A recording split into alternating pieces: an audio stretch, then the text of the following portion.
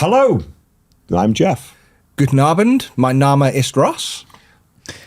And I'm still English Patrick. Yay! English Patrick's back. Patrice is gone now that you've finished Emily in I Paris. said, yeah, Patrice is dead. Yeah. He's dead. 3 weeks Yeah. now. 4 weeks actually. He's been asking this question. So I actually watched the last episode we recorded last night. Yes. And you asked that same question. So Yeah. 3 weeks. Yeah, He's not there anymore. Yeah, he's not. I'll say what I said. What did I say? Well, actually, no. Oh, you were quite patriotic. Yeah, Pat, well, last because time, weren't you? I didn't get to go to Germany with you guys because I had some work commitments, which actually they started calling me Patrice at. Wow. Because I think people, I don't know, don't like calling me Patrick, apparently. Obviously they obviously watch the show. I can't help it, but I just radiate Patrice. So there we go. Welcome back, chaps. I missed you. Thank you very We much. missed you too. Yeah. You did. It wasn't the same without you, as It was a usual. lot better, wasn't it? Yeah, it was. Yeah. It's a very different, lighter sort of vibe. Yeah, I couldn't it quite was. put me feel Yeah, was. No, yeah. but so we have been to Essen, and what a roller coaster ride of a convention that was, wasn't it? Certainly more of an experience than any of the others. This is going to so, be chaps? This is going to be a jam-packed episode. It is going to be a jam-packed episode, yeah. So we had stock problems, thinking on our feet situations, stocking a shop whilst open to a convention that gets over 200,000 people over That 4 was days. insane, wasn't it? Like, It was bananas. for anyone who doesn't know Essen, like I've said this, you went to Gen Con, didn't Yes. you? Gen Con's tiny, mate. Yeah, and like I walked into Gen Con like I was a little kid and somebody told me that Santa was real. You know, you're just like, Spoilers, he's not. yeah. No! If he was, he'd have been God. at Essen. Wait, Yeah. I'm about to get crucified for somebody watching With their children. in the room. Don't Yeah, want no. to be a kid. Ross, Can you just put? any children that are listening, Ross is terrible and Santa's definitely real. Yeah. I've seen him with my No, own I eyes. know he He's is. just Yeah. a mean Yeah. man. That's all he Taking is. presents from his sack and everything. That's right. I know he's real because I leave it to him to get presents for my kids every year, and they get nothing. So they've clearly been naughty. That's the only Yeah. explanation, isn't it? Yeah. Really? And Yeah. Santa he shouldn't really give out coal anymore because it's not green. What would be the modern equivalent of coal? Ooh. Oh, there's a quid. Let's think about that as we go Your through the children show. are Oh, getting- you'd be like, just you need get to a be very, good. very small little solar panel. Something like that. Something Well, like that. solar panels are good, aren't they? Like maybe it's just like A solar panel is just Yeah. like a little, Yeah. whatever they're called, like photo thingy, Just a majig, single, photo single thing. cell of it. Yeah. you just get kale for Christmas. Yeah.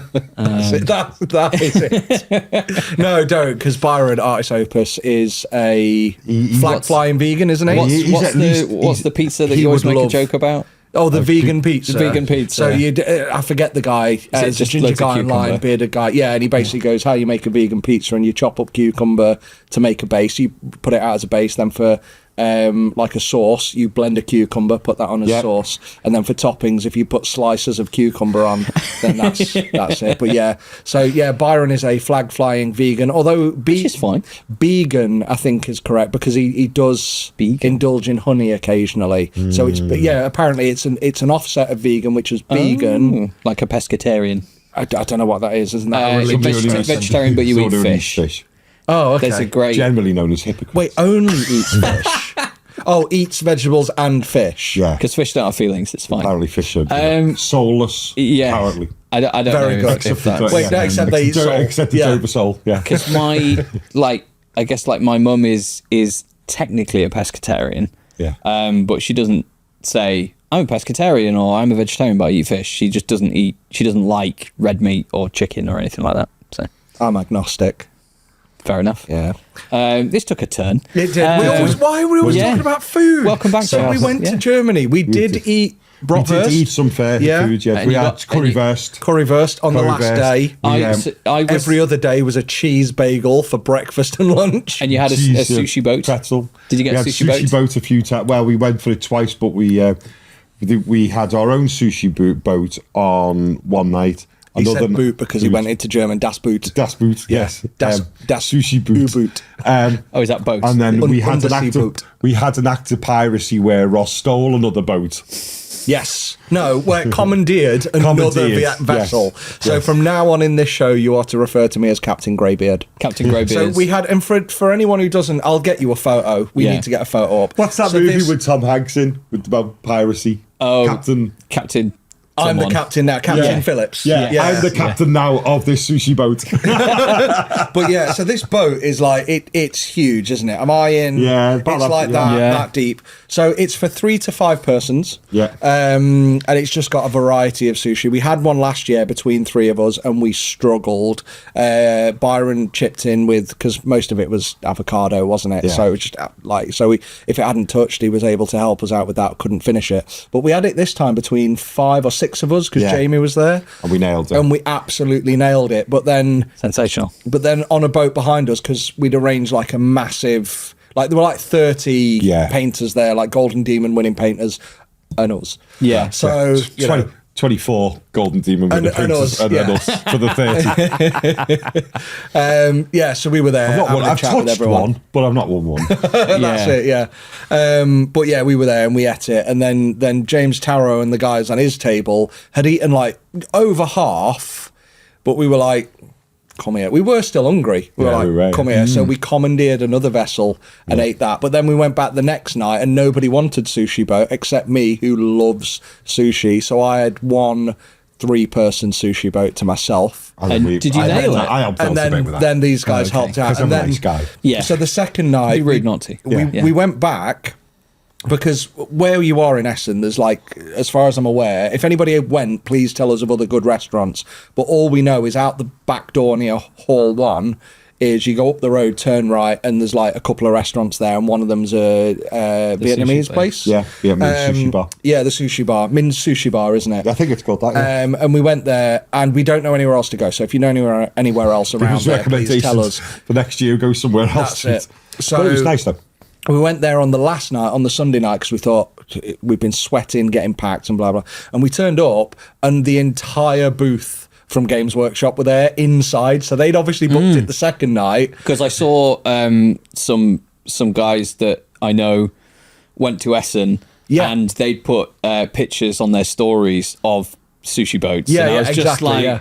I'm just being stalked by these boats. Like, I've heard so much of them. And then we were sat outside in the cold. Yeah, we were. Yeah, it wasn't bad. We had a heater, but we thought like they'd obviously booked it, and we were like, please, can we have a table? But we sat outside because I think they were doing their big end of show. Like, let's get together and celebrate. Yeah. But then all the way through, because obviously we know a couple of them now from events. 2 of them were just sat out there staring at me because they got their boat, and it takes a good hour to prepare this boat. Your boat's not quick. So they just sat there, they bunched up together and they just sat there staring at me like, just eating their sushi, really, really winding me up. But then by the time we struggled with ours, I got an app on my phone that lets you put big text on the thing, and I was just holding up help. So we had to get Which a was couple quite of them. funny because at one point in time we put taking on water. With help, and then the waitress read it inside and came out. She's like, what's wrong? Like, that was it's for him. Not you. You'd be like, no, nothing's wrong. I'm just getting a bit full. I need them to come and help me eat my food. So one of them came out and it was like, we'll do that and we'll help. But she was lovely. She laughed at me. She thought we thought we were hilarious for some reason. We were practicing our German. Yeah.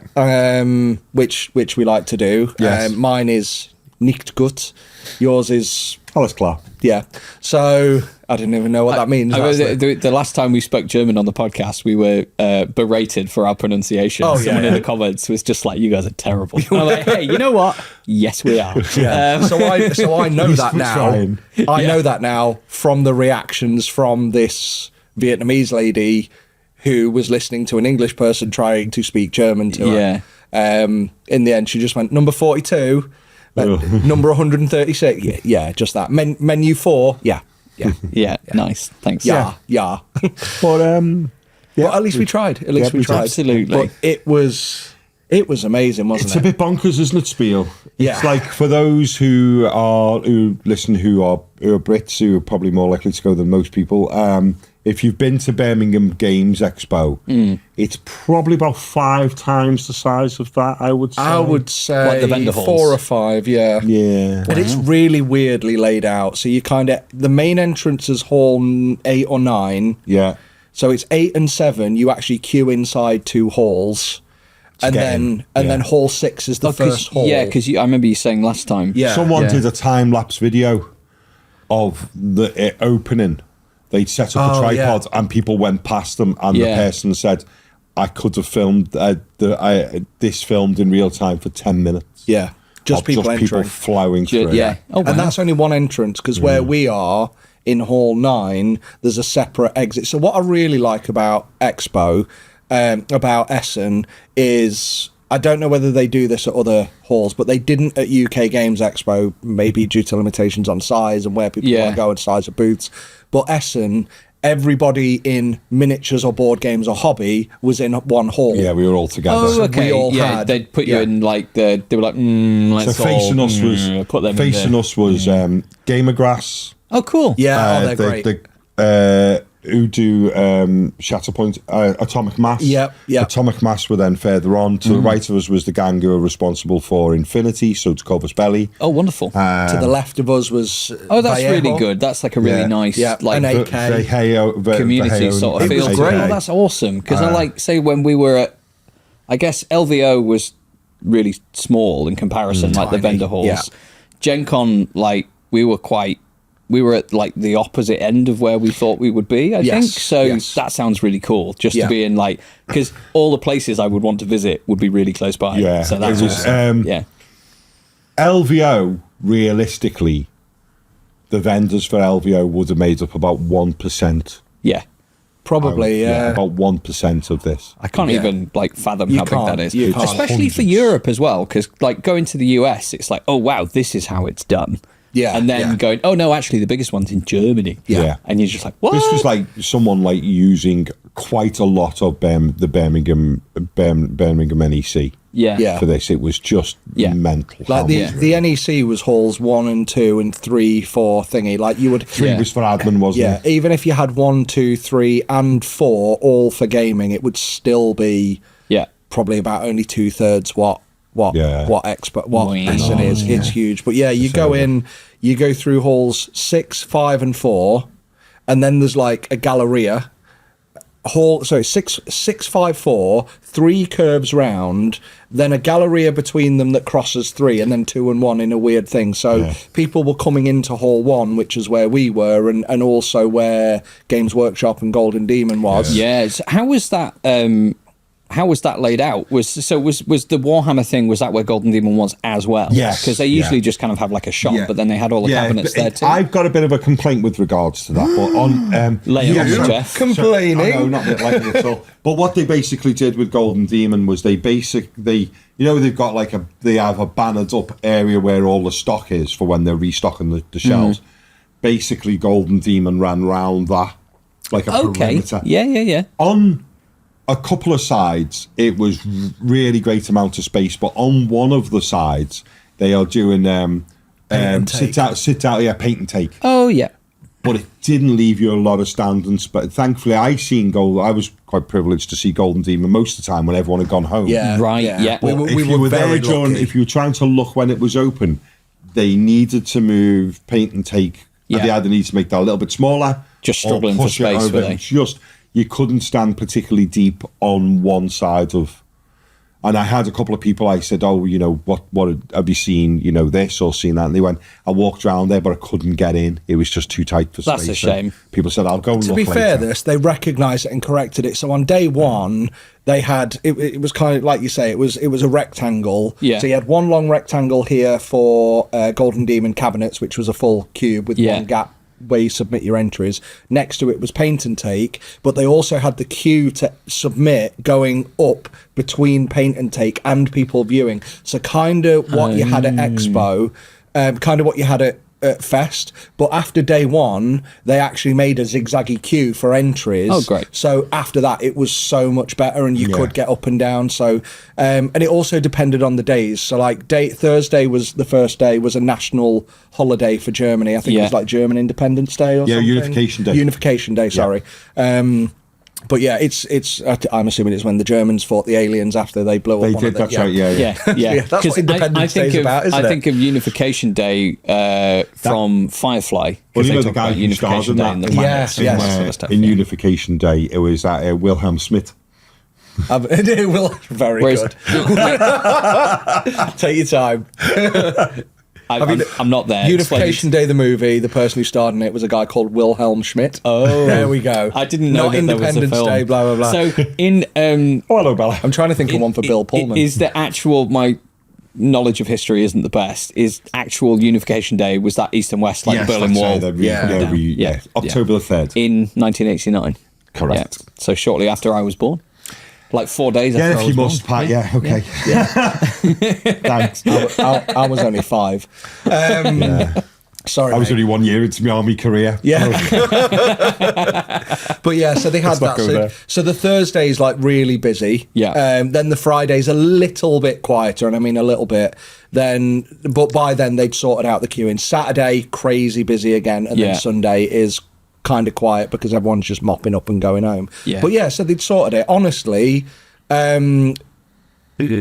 like even though there was a lot of, like there wasn't that huge space, it was still wide enough. Like if it was any wider, you could get 4 people like queued in, and then the fourth person wouldn't be able to look over the first 3 to see the things anyway. So it wasn't that bad. Once they put the barrier up to stop people mingling between paint and take and that, it was so much better to actually get round. It was a lot nicer. Like I think, weirdly, overall, the noises coming out of it was incredibly well run. Brilliant. Like from an outside perspective, which I guess I now hold the view of the vast majority of people listening to this, I would imagine, that from the outside, this Golden Demon seemed quite like there's the usual sort of, I invested 1 million hours into this and it didn't do anything. I'm incredibly like it must be brutal investing so much of your life into a piece and then it not to get a badge or a pin or commended, notable, etc., etc. But it seemed quite just like, hey, these are all entered. These are the ones that won. Like nothing mega controversial happened, which, well, you know. No, yeah. We don't talk about that anymore, Pat. Been there, done that. Yeah, we're going to have to bring it up, aren't we? Because it's on the list of winners. But yeah, finally we'll get to the response. But yeah, it wasn't like even the people. The good thing about it that I loved, and Byron was really keen on this. So when we were setting up, day one was a bit of a challenge because I've done quite a few of these conventions now with the team, and when you get in stock in, there are different ways. So when you're at a hotel, it's one way. When you're at a convention centre, it's another way. Getting control of your stock's a nightmare. So we had it shipped over, and then it should be delivered. But it was very particular as to like how and where you should go. So because there was like a delivery area, if you turn up to the delivery depot and you don't say, I'm delivering to booth number X at blah blah time and this is the contact details, you just get turned away. So it is that what happened? We believe that's what happened because so we should clarify at this point. They mentioned stock. So yeah. None of the paintbrushes arrived. Or the paint, and that, or the lamp. You'd be on a stand that sell paintbrushes. We so had a some bit stock. Of an issue. Thanks to some of the local partners, we had some stock day one, which was really good. And I think apart from a few people, but then we also pulled off the master stroke of getting Superhero Keith on a plane. Oh, we did, yes. So we've got to give a shout out to the team from Artis Opus, So Stockport, and so they actually got one of their staff members to get on a plane with stock. Yeah. So he came up. I never even seen him. By the time he turned up, I'd gone to bed. He dropped the stock off, stayed in bed. We left, and he was still in bed. And then he got a plane home. Whenever as much as I'm very, very thankful for Keith to doing a good turn and getting us out of hot water a little bit, I still don't know what Keith looks like. I haven't even met him, but good Kind of on like him. Lovely guy. a more He rugged looks Henry tight. Cavill, I've heard. Oh, that's what I heard. Yeah. Yeah, Yeah. he looks like a very tired man who wasn't who wasn't too happy with being flown out to Germany to have a kip and then fly back the next day. That's what he looks like. But yeah, he was brilliant. But we had enough stock ish for day one, and we did say to people, like, I think there were only 4 or 5 people who wanted a set but couldn't get one. Yeah. There, and we said, come back tomorrow if you can, and Yeah. we'll probably have some. So Friday morning turns around, and we go over to we start ringing round. So we couldn't ring anyone on Thursday. Germany was like shut down. Oh, yeah. So we couldn't get anything. So it didn't turn up on the Wednesday when we do set up. They're We well had keen enough for the work-life Thursday. balance in Europe. Oh, yeah. They love a bank holiday, apparently. Yeah. Yeah. So what we ended up having to do was ring round. So we had to ring the UK courier to speak to get the details for the German courier, to then get in touch with them to find out they'd given it to somebody who was like a contractor, or it'd be delivered by one. And we were like, can we just come and fetch it from the depot, which we've determined is about 30 minutes away? And they were like, yes, if you can get a van and get here, you can have it. So the heroes that are Titan Forge. Yeah. Titan Forge, have I got any? There you go. That's my prop. Is a base that they gave me. So Titan Forge are brilliant. I went over to Poland to meet them and did a video last year. Yeah. So I've made really good friends with them. Love them. They're fantastic people. Lent us their minibus. It's not quite a van. There were seats in it to go and get the stock. So there was 2 pallets of stock that had to be then decanted into a minibus. So there is a photo that will not be shared of me sat in the middle seat of a minibus surrounded by boxes and boxes and boxes, and then we had to turn up, empty it onto the side of the road outside the entrance for our hall, and then Ed and Paul, bless them, who's another guy from the He's manager of Artichoke Stockport Opus. store. He I is, yeah. love Paul. Yeah, the manager of Element in Yeah. Stockport. Oh, of course, yeah. You met him when we did Gen Con, Gen Con, yeah. He manages the Stockport store, as you say. They had to do like trips in and out with these boxes of stock, and we also had Monument Hobbies stuff because Jordan flew over from Monument Hobbies. That's these guys. Pro Acryl, yeah. Paints. You'll know them as Pro Acryl, not Monument Hobbies. Yeah. Great guys. You just say the people that brought you Bold Titanium White. Yes, there we go. Yeah.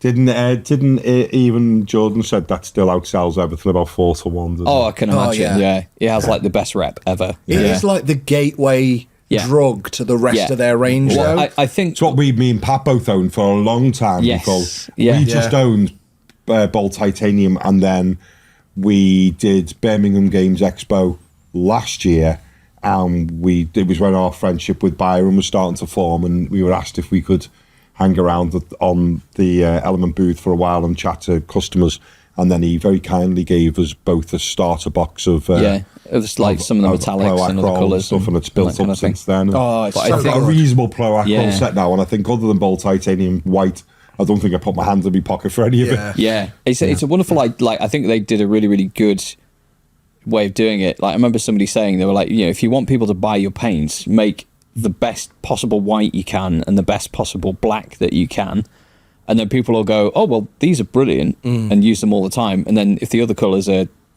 behave in a similar fashion, then it's just really, really easy to get into. Oh, some of the things, so like Bold Titanium White, exceptional, and then you kind of go, oh well, I really like how that works. And it's a very easy step I'm quite just to keen get on more a few of paints. the metallics, especially because the fact that with Pro Acryl, they do a metallic medium. Yeah. Which is really cool. It's like seeing Jordan do, like when I think of Pro Acryl, I think of coverage. Like they're an easy paint to use. Oh, but they then when stand you up to being thinned down really when well you as see well. Jordan, like, so I've showed this before, I don't know if you can see it on camera. Just switch to yours, see if that does so they do they're texture trainers. Yeah, they're really cool. And they're little discs, like 3D printed discs that they do. But Jordan had painted a few they of them. 3D printed? Yeah. Oh, right. Oh, So, lost it. and then Yeah, that's there we it. go. And then Jordan had painted a few of these, which I wish I'd took photos of. They are incredible. Yeah. Absolutely insane. And a great painter, as other than... Oh, he's so yeah. good. Oh, He yeah, actually, brilliant. I'm gonna do this again. So he actually showed me, although this is a bad example, I thought I'll sit with you because normally I'm dry brushing with Byron. Yeah. I'm gonna sit with you, and I want you to show me like blending using this. this. Yeah. And he showed me, and then I went straight immediately and followed his guide. And I thought, I'll do it for the shine on this not Batmobile. Yes. It looks like a Batmobile, but for copyright reasons, it's not. No, yeah, it's an Orc-mobile, but it's not. It's not Warhammer Orcs though. That's it. And So- it's not Orcs, and it's not Batman. That's right. It sits at Yeah, it's totally its own thing, and it's a parody, so it covers that. So I'm gonna let me see if I can do that on the camera. Oh, you can't see it, I don't think. But I put like a shine into this part of it, which is nice. Actually, which is nice. But it was, as soon as he told me, I was like, I'll do that, and then I blended it out. And it looked perfect. But then I then tried to do it a bit more and add the white, and it just looked bad. And I'm like, so immediately after Jordan shows me, I can do it perfectly. But then when I try and do it on my own, I'm terrible. But he's so good. I also want to, hopefully this one will show up. This is one that I definitely painted, not Jordan. But he was like, he told me to do that. He's like, no, do oranges and browns and then cover it with metallic. And I did it on the Batmobile. And then he went, no, give it here. And I'm like, no, that's my model. So he took this one and went, oh, I'll do it then. And he did that, and he knocked that out in like half an hour, and I'm like, all right. Amazing. So I'm keeping it now. But yeah, and then I also did, just because I want to show it off, I spent most of the week doing this Marcus Phoenix bust. Oh, come on. You know you want to? There you go. Which is just an awesome bust. And hopefully the colours aren't too bad. Dry brushed. All of that is dry brushed. Yeah. So, yeah, and I absolutely loved it. So that's what we did all week. We sat and painted, spoke to people, loads of people came up. Yeah. Lovely, wonderful people as well. Yeah. Everyone came up. And, lots of fans of the channel, so which was really much. lovely to speak to them. It was very kind of them to come over and say hello. It was very That's nice. good. Yeah, so send their best wishes. But So- yeah, it was generally, as we say, really good, really positive. Yeah. And the reason I went on to Artist Opus is one thing Byron was really keen on was having an area for the Golden Demon artists Like a to come hub for the over painters. to hang out. cool, 'cause you right, don't okay. have They it. didn't have anywhere to go, and especially the other thing as well is that they would have their big protective cases for their entrance. Was it? I was. And Yeah. then they Yeah. went and leaving all the cases with us. So Was it like when Neil came over? Was it like at a Renaissance fair where you put him in stocks, then you can throw tomatoes at him? Yeah, we did. Yeah, we was just like, we'll show you for all the grief we've had for the last few months. Yeah. Which we may or may not have brought upon ourselves, but anyway, but yes, but talking to Neil, we had some. There was some really lovely entrance, wasn't he? For Oh, Golden there Demon? was. And I think the thing is, like, I spoke to one of the photographers for Golden Demon, and like he was telling me just how much they have to do because there was 1,000 entries, and they take like 3 shots of every model. Yes. Okay. So as well. So a couple of days before Spiel, James Tarot. I should just say Tarot, but I keep Tarot saying model maker. Tarot. I keep saying Taro. Taro. Like Toro. I'm just I don't gonna. know why. What's his website? I'm just gonna refer. Taro Model Maker. Yeah. Deadeasy.com. .com. Yeah. So If it's I'm not, not it's gonna. I'm not gonna .co.uk. refer to Taro the person. I'm just gonna promote his business. Yeah. So taromodelmaker.com came in and was like, I would like some help check it now. with my camera, please, to take some pictures of his entry. And I was like, cool, like bring all the kit that you have, we'll set it up and we'll, show you where to point your camera and settings and that kind of thing. Did you say at the model? Yes. Yeah. Yeah. Because he was umming and ahhing about getting a new camera, and I was like, no, I don't think you and I was like, yeah, you could probably do with a better one, but then we figured it out and it was all fine. Yeah. So things like set manual white balance and do all boring camera shit that nobody really cares about. But I've just doing that. Like, I don't take pictures of entries. Like my passion is like videography and making things look cool rather than going product photography, which essentially it is what it is. It's like you want everything lit evenly, and you bounce your light up so you can see underneath the miniatures and all this with kind a of stuff. borderline on macro photography as well. You're almost stepping into that with the scale a little of some bit, things. and like you don't take one picture, you lower your aperture a bit, and you do take like 10 focused on different points and stack them so everything's in focus. Blah blah blah blah blah. Not possible to do. And then you're doing it on white as well, like a white backdrop, which looks slightly grayer in certain places, and then you have to spend time like cutting out the image and blah blah blah blah blah. Like, people moan about GW Golden Demon photography, like quite often. people that do reviews. Oh, my brain is not functioning today. Amazing painter. He resculpted the Trevorian. So yes, he generally does reviews and sort of like says, nah, and the photos, like I get it, like they're not the best possible quality that they can be, but the sheer amount of photos that they have to take, like you say, they take multiple angles of each image, each miniature, diorama, whatever.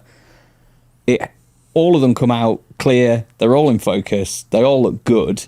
Like, like they must have to take thousands and thousands of pictures and have them all ready pretty much straight away. Oh God, they were up like instantly, weren't they? I have so much respect for those guys, and somebody saying like, "Oh, this photo's that what they do is rubbish. This is what I've done, and I only spent hours taking one picture." I'm like, there is a difference. There is, yeah. And you have to adjust for each subject. Like somebody with an overly red model, like versus somebody, especially whites. Yeah. So the one I've got, and I haven't even seen a good. In fact, let me just represent. Like I'm not a fan, but yeah, colour paint shit. Yeah, crap. People actually, because I wore this one day when I was there. They're like, "Are you a colour paint?" I was like, "No, I got it when I backed the Deogard." Does anyone remember Deogard? The no, it was a campaign they did. Now I'll be honest, this looks a lot better on Andy than it does on me, for reasons like Andy, the guy that owns some gyms. The guy who used to yeah. I think wasn't he a personal trainer? Did he actually own a gym? He owned a gym as well. Cool. That's a rumor that I've heard. Yeah, but when you get to a certain age, you decide to put the weights down and pick up the brush. Like, maybe that's why he does all the weight training, just so the brushes feel a bit lighter. Yeah, exactly. Yeah. Sat there all day, just like 1, 2, 3. But yeah, massive fan. So I've got to give a shout out. So Andy Wardle obviously entered 2 pieces. Yes. I'm so thankful that he re-entered the Eldar thing. I really prayed for that to get gold, and this is difficult because none of us are pro painters. No. But I'm a fan of people. And normally the people who've been very helpful to us are people who've got really striking models. So throughout all of this, I can only say I prefer, not that something is technically better. Yeah. But I'm a massive fan of Andy's 3 Eldar, and the fact that it didn't place when it was at Adepticon. Did it get? He was finalist. He was up on the podium. So he got like a commended or something. Yeah, he got it. But like we know from Neil when he came on, and the part of that episode that nobody watched explained. Yes. Very quiet episode. Yeah. So next time, don't put the controversial time tag in. Let people watch the beginning. But yeah, as he said, like with Lazarus, as he explained at the beginning, he entered that, didn't place, so he could change it up and re-enter. So Andy so thankfully did, because it got recognition. Yeah. And the thing that I'm leading on to is photography. So that's got 3 very white Eldar heads against an Eldar background, and there are parts of that model you cannot see in the photos that are in the flesh. So not only has Andy put very subtle, like shine, like conical. Is that a word? Conical, cone-like? Yeah. Conical shines around this part of the helmet. Then there's also a bounce light coming down in the middle of that. Oh, amazing. And you cannot see any of it in the photos. Yeah. Not having to go at the photos, guys, but white on white, and you've got to pick up nuanced white. Yeah. I'm not adjusting my camera when I've got 999 other models to shoot. That's it. Like, and they won't have the time to go into like, you know, the raw file and go, oh well, I'll mask that out and lower like it's just not gonna work. And this is it, like photography, especially even if they shoot in raw, which I imagine they don't, and that just doesn't sound like a valuable activity when you've got that many models to shoot. So they're just gonna have to get it right in camera. So if they're shooting JPEG, then it makes sense. So sorry, nerdy camera talk. But yeah, so that sort of thing. But when you look at Andy's model, you can't see that, and it's that nuance that makes me just go, and when it didn't place at Adepticon, again, the other entries in that same category for squad were great. But when it didn't place, like I was heartbroken for him. I was like, and this is another one where I was like, and you could see sort of like immediately, I said this, didn't I? You could see the disappointment on his face in that room. Yeah. And it was one of those things, I didn't bring it up at the time because I didn't want to add to the because I bet he's feeling shit. Yeah. But now that he's come back and won with it, like he can look at that as more of a journey, and it's a fantastic model. Yeah. Oh my god, fantastic. The whole level of quality of this show was just ridiculously high. It was. Because what I don't see or didn't see from being an outsider at this one, well, I've never been. You've been to 2 Golden Demons. Two now, like with the Adepticon. Lucky. Is you don't see all the awesome miniatures that didn't place, and awesome miniatures that didn't place that are which Ross kindly explained to me at the last Adepticon, where there was miniatures that I loved that I thought were amazing because they told the story extraordinarily well, but then weren't making the most of the miniature, and I am going to harp back to this because I mentioned it already, but when me and Ross walked around, which was really nice because Ross has more experience of this than I do, and he going, oh, look at that, look at that, how cool, and then Ross going, but it's not making them, the commando character for the orcs, the one with the night vision goggles on his head. Snickrot. Yeah, where he's stabbing a Necron and the miniature's mostly painted black. And the spark, he's not stabbing a Necron on the miniature. This person did it for Adepticon. He was stabbing a Necron. Yeah. And the sparks from the Necron created the OSL that lit the miniature up. And I thought it was amazing. And Ross kind of rightly said, but most of the miniature's black. Yeah. And GW won't pick that because it's not showing you the figure at its best. And I think, when I went to this one, having more of an understanding that it's a painting competition, but it's also a painting competition that's designed to make the most of a figure that this company makes. Yeah. And I think the more I understood that when I went to this one and thought, well, that's really good and that's really good. And things that we, because me and you did, was it me and you spoke about the tank that was being repaired? Oh, on the diorama piece. It was really good, but amazing. As Ross said, he said, it's great, but how did the tank get up there? It's on this thing. Oh, yes, yeah. I remember seeing, I think Byron shared that image. Yeah, So he did, there's like a workshop, and he said, tell me the problem with this, and you go, how did the tank get there? Yeah. And it's really good. And that's it. But it sounds pathetic. It does. It sounds like. But when you've got like stories that are being told, like the one that really gutted me, because we got a few preview shots. Like Byron's a good mate of Andy's from Court of Paint, or at least they know each other well, and he was sending like preview shots of the Eldar, was it not the Eldar, the elf healing the stag, and it was like, oh my god. And then but we got the earlier shots where under the hand there was just a glow, there was no thing, and then and he turned it round for us as well, so he was a fallen log, and on the back of it, which you couldn't see when you seen it in the cabinet, on the back of it was a fallen log, and coming out the log there was a snake just moving along, and it was really, really nice, and even the base was a like lathed, is it lathed? Yes. Or whatever, piece of wood, dead smooth, but in the back there was like a missing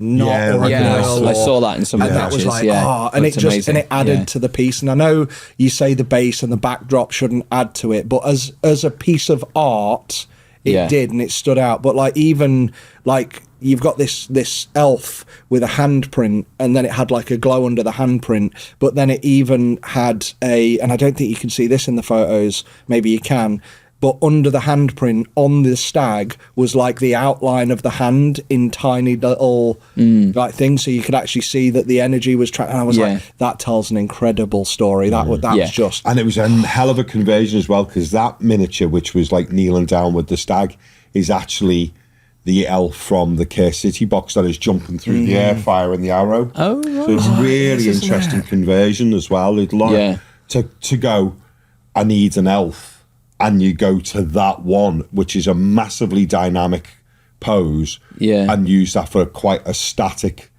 position of kneeling over something, was a really interesting thing. But for stuff like that to not place in a top 3 gives you an idea at least how strong and the competition was. I heard I think the post from Terrell tarotmodelmaker.com was you get these. That's going to be on his. Yeah, get That's these his surname. texture trainers. They're great. It's going to be on his birth certificate. Yeah, forget James. James isn't. Yeah, he's just changed himself to Tarot Model Maker. Much like Patrice, James is dead. Well, he's dead till the next season of So, Emily in Paris.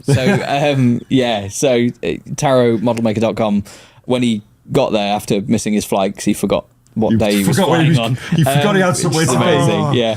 I've painted this thing, and I'm sure I'm meant to be taking it somewhere. Yes. The first thing he said after putting he got gold in Epic. Yeah, amazing. And having seen that miniature in the flesh, I would say, I held it in my hand. I did not. Yeah. I was like, this.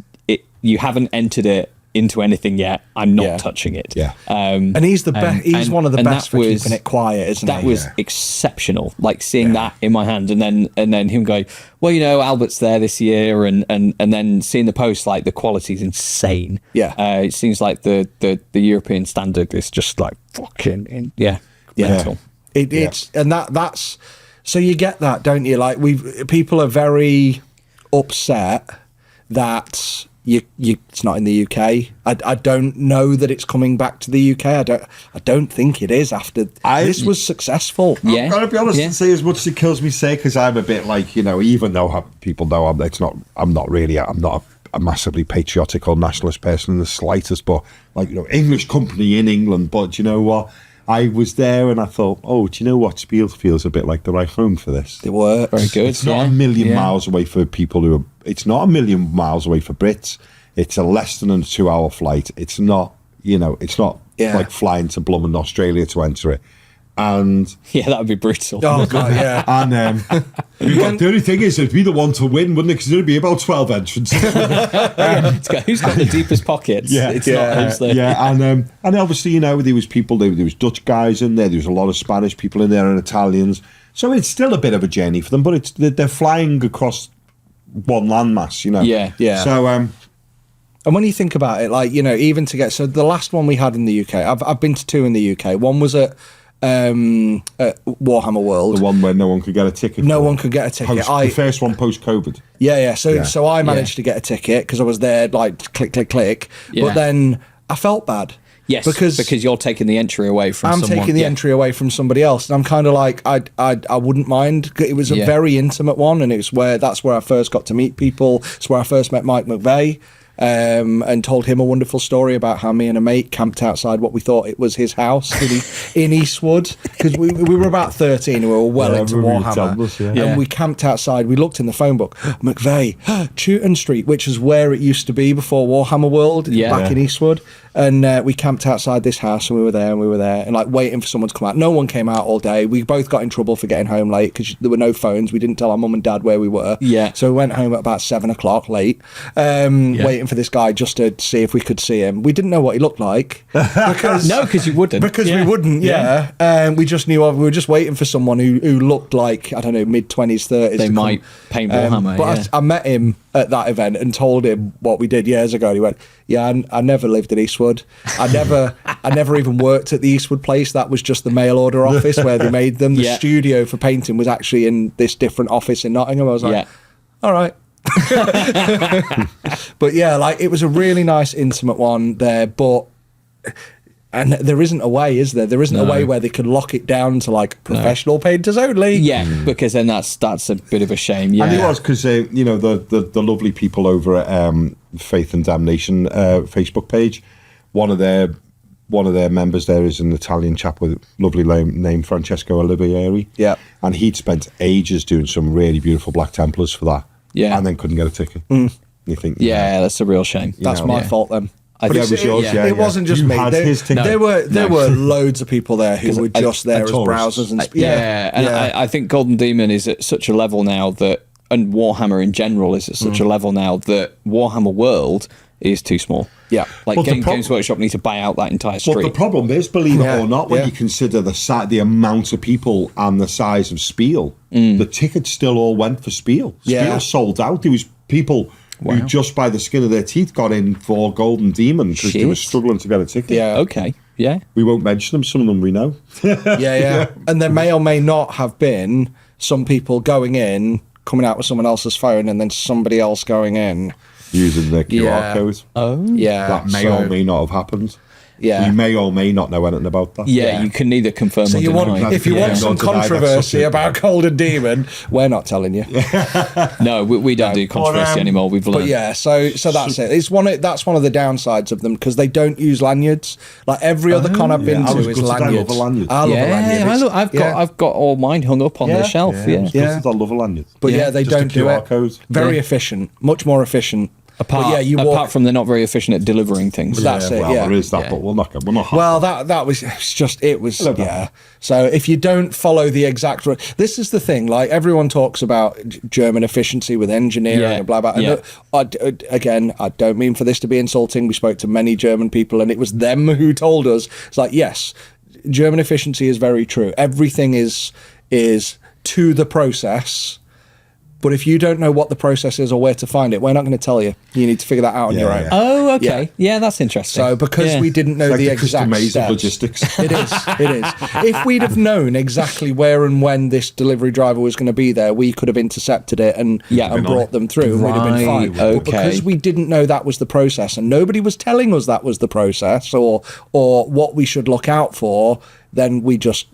Yeah, it turned up and went, and we were by the time. And this was in a lorry. Like, who's going to turn a lorry round? You know, most people. Do you know wouldn't one of even the turn round things a they van. do, Ross? Which could you imagine some hairy arse Cockney white van driver doing this in the UK? You ready? When you go into Spiel, you give not on a debit card €200 in readies to the front gate. Yeah, and you've only got half an hour or an hour? An hour to unload your stock. And then get back out and be giving you €200 back. Imagine in the UK, if Dave, the white van driver, turns up at Birmingham to drop something off and he went, £200, and Reggie be like, fuck off, mate. You'd just be lashed onto a pavement and driven away. When you go, I got it as far as I could, mate, sorry. Brum. You know what I mean? Yeah. Imagine you had to hand over £200 and then get it back again on his way out. Yeah. Would not happen. I think they were very insistent when we spoke to somebody about you having to put this time down. You've got to write the time. So I think if you're not out within an hour, you lose that money. Yeah, they love their logistics. Yeah, the fair. Germans. Yeah. But going on to the painting then, what was your sort of standouts? What did you love? Oh, so I think I've already oozed over Andy's, haven't I? I think Andy's both of Andy's. Both of Andy's were brilliant. Really obviously, big fan of James's. I got to see that before.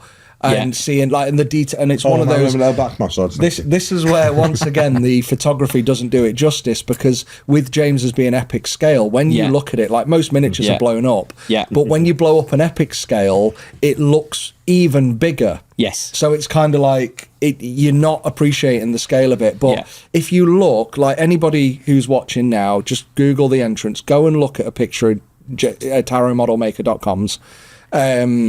Hey, catching on. Go and have a look in all the sort of like portcullises. Yeah, like all the windows. All the windows. Why am I trying to be smart? Glowing. Windows. Yeah. Go and look in the door. Every window is glowing. And has OSL. And has OSL. But then go and look in the door that has a tiny, tiny little speck of extra glowy white than every other window, just to make it go, there's more glow here. Like, and this thing is... it's tiny. If it's 2 millimeters tall, this door, I'll be shocked. He said he's got to go to the opticians because he's just spent 3 months just staring at this tiny thing that close. I've got to be honest and say that was one of those ones that as soon as I seen it in its cabinet, I went, that's got it. Yeah. There was some nice stuff in Epic. Yeah. Oh, that was one. As soon as I seen it, I went, that's going to take this. Yeah. It was the same for me with... well, I got it down to 2, and I think most people early doors got it down to 2 for the Slayer sword. When I seen Dave Perryman's Troll, I went, oh, good God, that's...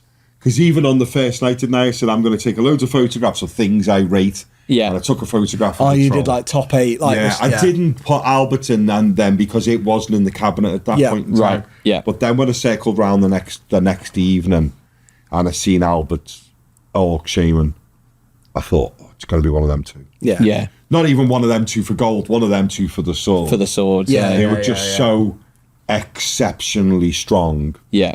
But there was loads of stuff that I really liked. I had the terrible misfortune of walking around the cabinet with somebody who may have won 1 or 2 Slayer swords and me going, oh, isn't that beautiful? Isn't that amazing? And them going, yeah, it's all right, but that's not. If you look at that, that's not quite right. And if you look at, and do you know what? It's crushing to go. It takes the joy clean out of you. If you go around Golden Demon cabinets with people who've won a lot of Golden Demons, and they can instantly, not even a study, at a glance spot, the OSL isn't right, or the light source of the incoming light from the sun isn't right, or something they haven't just pitched a highlight in the right angle. It's actually because it really takes the joy out of enjoying really nice paint. It does. Yeah. Ignorance is bliss is the absolute best way to look at a Golden Demon cabinet. I am 100% with you on that one. We, as Ross said, all we can say is we like that. I'm never going to say I don't like that, because it's better than I'm not really educated. Like the big the miniature that won gold in 40k vehicle or monster, Jamie Caldwell's the Night Lord, that was incredible. I loved it. No doubt it won gold, it's brilliant. I'm not a huge fan of the model, and that will always sadly always play a part. Gets in the way a bit. That will always play a part. Is that it can be the best painted thing on the planet, but if you're not a big fan of the miniature, you're always going to have to fight past the miniature to appreciate the. And I'd not met Jamie before. Turns out I had about 7 years ago. Didn't know. And Jamie's a really, really lovely guy. Yeah. I think he's on Instagram as Patreon Paints, I think he's called. Yeah. And he's a really, really lovely guy. And I looked at a load of his work, and he's a really, really top-notch painter. Yeah, I'd met him. For him. It was nice because I'd met him before he won with that. Oh, of course, we did, because we've got, so we met everyone. That's the good thing. Everyone was coming to the stand and talking. Well, I met him really for the first time was when he met him properly really for the first time was when we went out for a meal with him, and he turned up with that really cool Tamiya paints. Oh, I did, t-shirt on. I was really enamoured with straight away. It was very cool. We'd later that evening. Was it that evening? No, it was the evening before when we'd met them, because they turned up and we went out. We need to talk about the other food, because that was an experience. But yeah, it turns out I'd met him back at Iron Skull, which was a painting competition, the first one I'd ever been to, run by Siege Studios, which is coming back next year. Yep. In Essex, which is somewhere I really don't want to drive to. Quite difficult to get the train to as well. Yeah, I know. Yeah. I don't know why it's in Essex. I'm guessing that's where James lives. But it is there. Like, I would love for there to be one in the Midlands, not just because that's where I live. And I know there's a higher volume of people down London, but somewhere in the middle of the UK would just make sense for more people in the UK. I know we get little paint competitions at cons, but to have like a proper miniatures paint competition, that's it, event weekends, like an MPO, like an Iron Skull, something like that, like where the big heavy players enter. But like that sort of thing. But I'd met Jamie back in Iron Skull, and we were sat there chatting, and me being really excited because we'd been out for food, but we were still hungry, so I got myself a McRib. They've got the McRib in Germany, Pat. The McRib. I mean, that comes back in the UK, but only like once every few years or something for a limited time. What feels like a decade. Yeah, so, I've got the McDonald's app. And I got I say, like, let me know when like this is back in stock. Two weeks ago, I got a notification, and it said test notification McRib, and I was like, oh, maybe that's coming back. Oh well, I only ever go to McDonald's for breakfast or chips. Yeah. Don't do burgers. But exclusive, you've heard it here first, guys. The McRib might be coming back.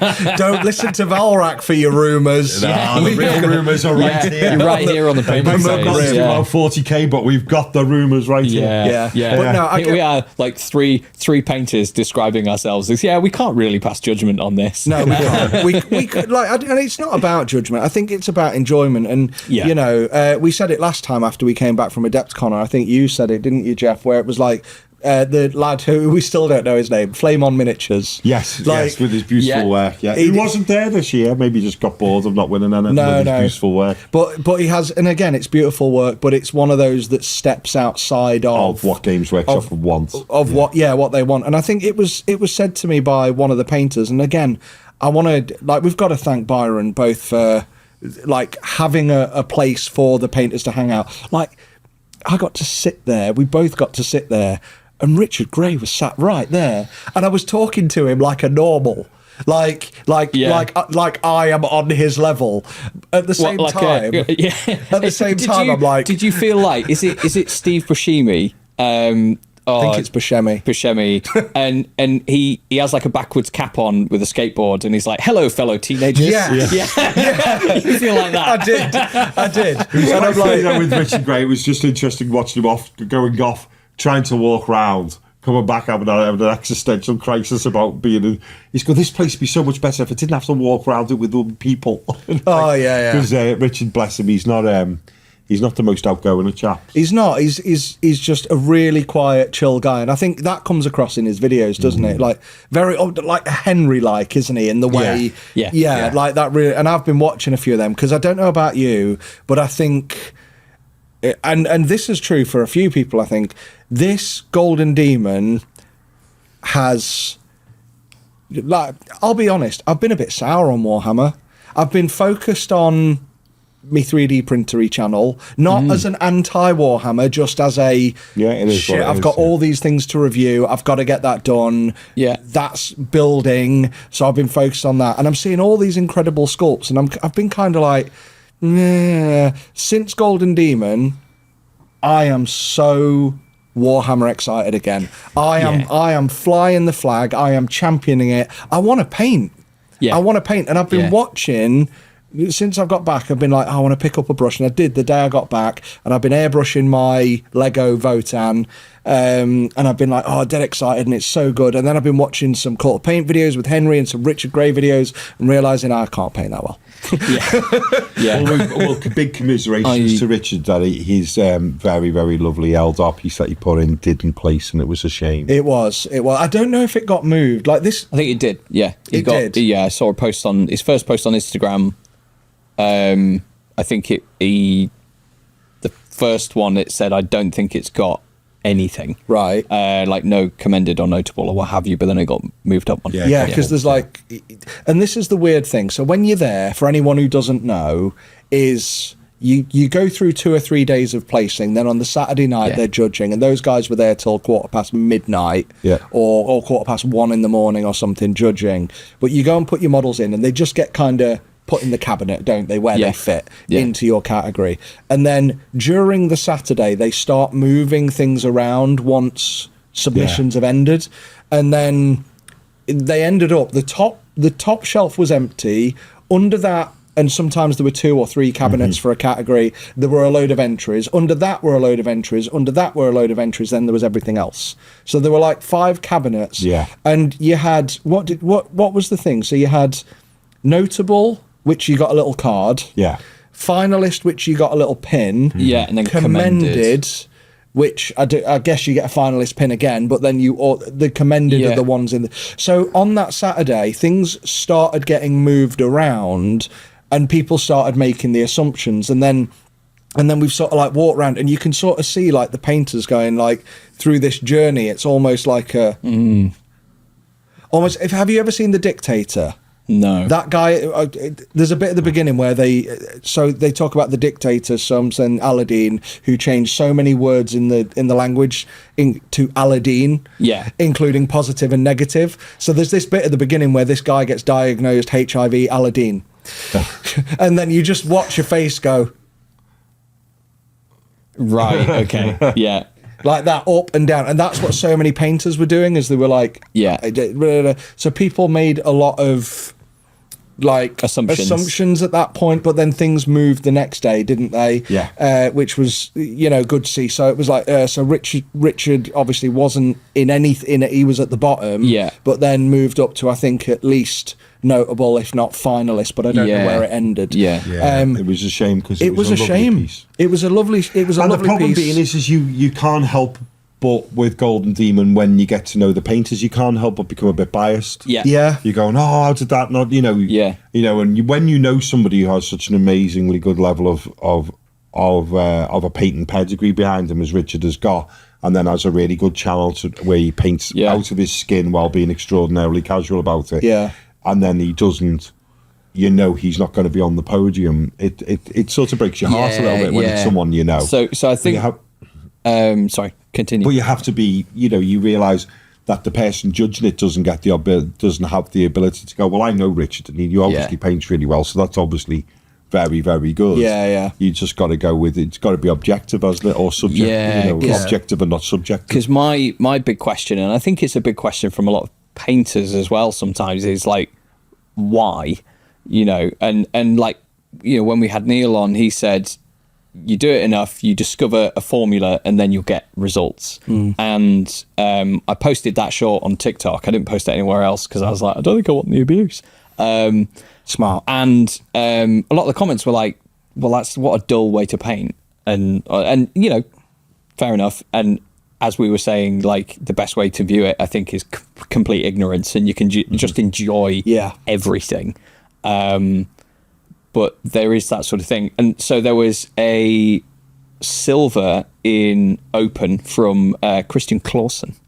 And so that was... the Ultramarine. A Ultramarine. Standard Ultramarine, and this was super interesting. So I'm just going to read from his Instagram post, which says, which is really awesome.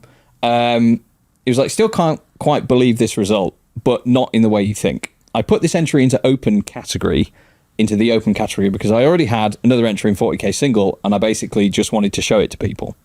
I followed Infernal Brush YouTube tutorial to the letter to try the full heavy metal painting experience. I think it turned out very neat, and I'm proud of it, but I never thought it would win anything at all. And then he talks about Golden Demon a little bit, and it's like, I don't envy the judges the impossible task of providing an evaluation of over 1,000 miniatures that reflects every participant's opinion, but in this particular instance, I don't understand why the judges have rated my entry higher than other brilliant entries in the open category. I don't want to come off as ungrateful, and I hope the online community celebrates everyone who enters into the competition, but I also want people to know that I'm a bit perplexed with the result. I don't know how to tie a knot on this post, but I needed an outlet for my thoughts about it. So it's extraordinarily modest. Yeah, Wow. so you should go and follow him, Christian Paints Minis on Instagram. But like the miniature's amazing. So and I think it's really, really wonderful. But again, that's sort of why he says it's his first Golden Demon. So maybe he stumbled onto the why without realizing. Maybe Perhaps. Yeah, but it's super. I find it really, really fascinating. Kind of like what wins and what doesn't, and like, seeing Neil take gold with his phenomenal Horus Ascended. And with no backdrop. Way less. Way less backdrops this year in general, which I imagine might be related to something. But perhaps. I feel like Neil's figured it out. He consistently wins. And can I also say, though, some of the miniatures that had backdrops on this were very, very... There's some very good ones. There was a phenomenal backdrop on a Necromunda Ogren, which was really good. Yeah. And also... And the 40k single backdrop. Lucas which Saba. not only is it a great backdrop, but very brave to cut it with such an odd angle. Yeah. But it really, really worked out. I loved... I've got to be honest, I can't fault that being taken first in 40k. I love it. And for me, I know a lot of people would be a bit blur, but could you just name him for me, which is the gentleman with the Crute? Oh, sorry. No, I'm not going to. You can I'm going to go it. with Yuri Stassen. Yeah. I'm going to go with. And he entered a single Crute, which I think is one of the Farstalkers from the Kill Team box. Very, very interesting to do a Crute. As a man at the moment who's going through the entire spectrum of colours with painting Crute, it's really, really nice to do one that pale. Yeah. And it still work. And a testament to that miniature is to be that pale and still look really that good against a white backdrop. Yeah. Yeah. Oh, it really does, doesn't it? Shows how well painted that miniature is. You know what? Nice base as well.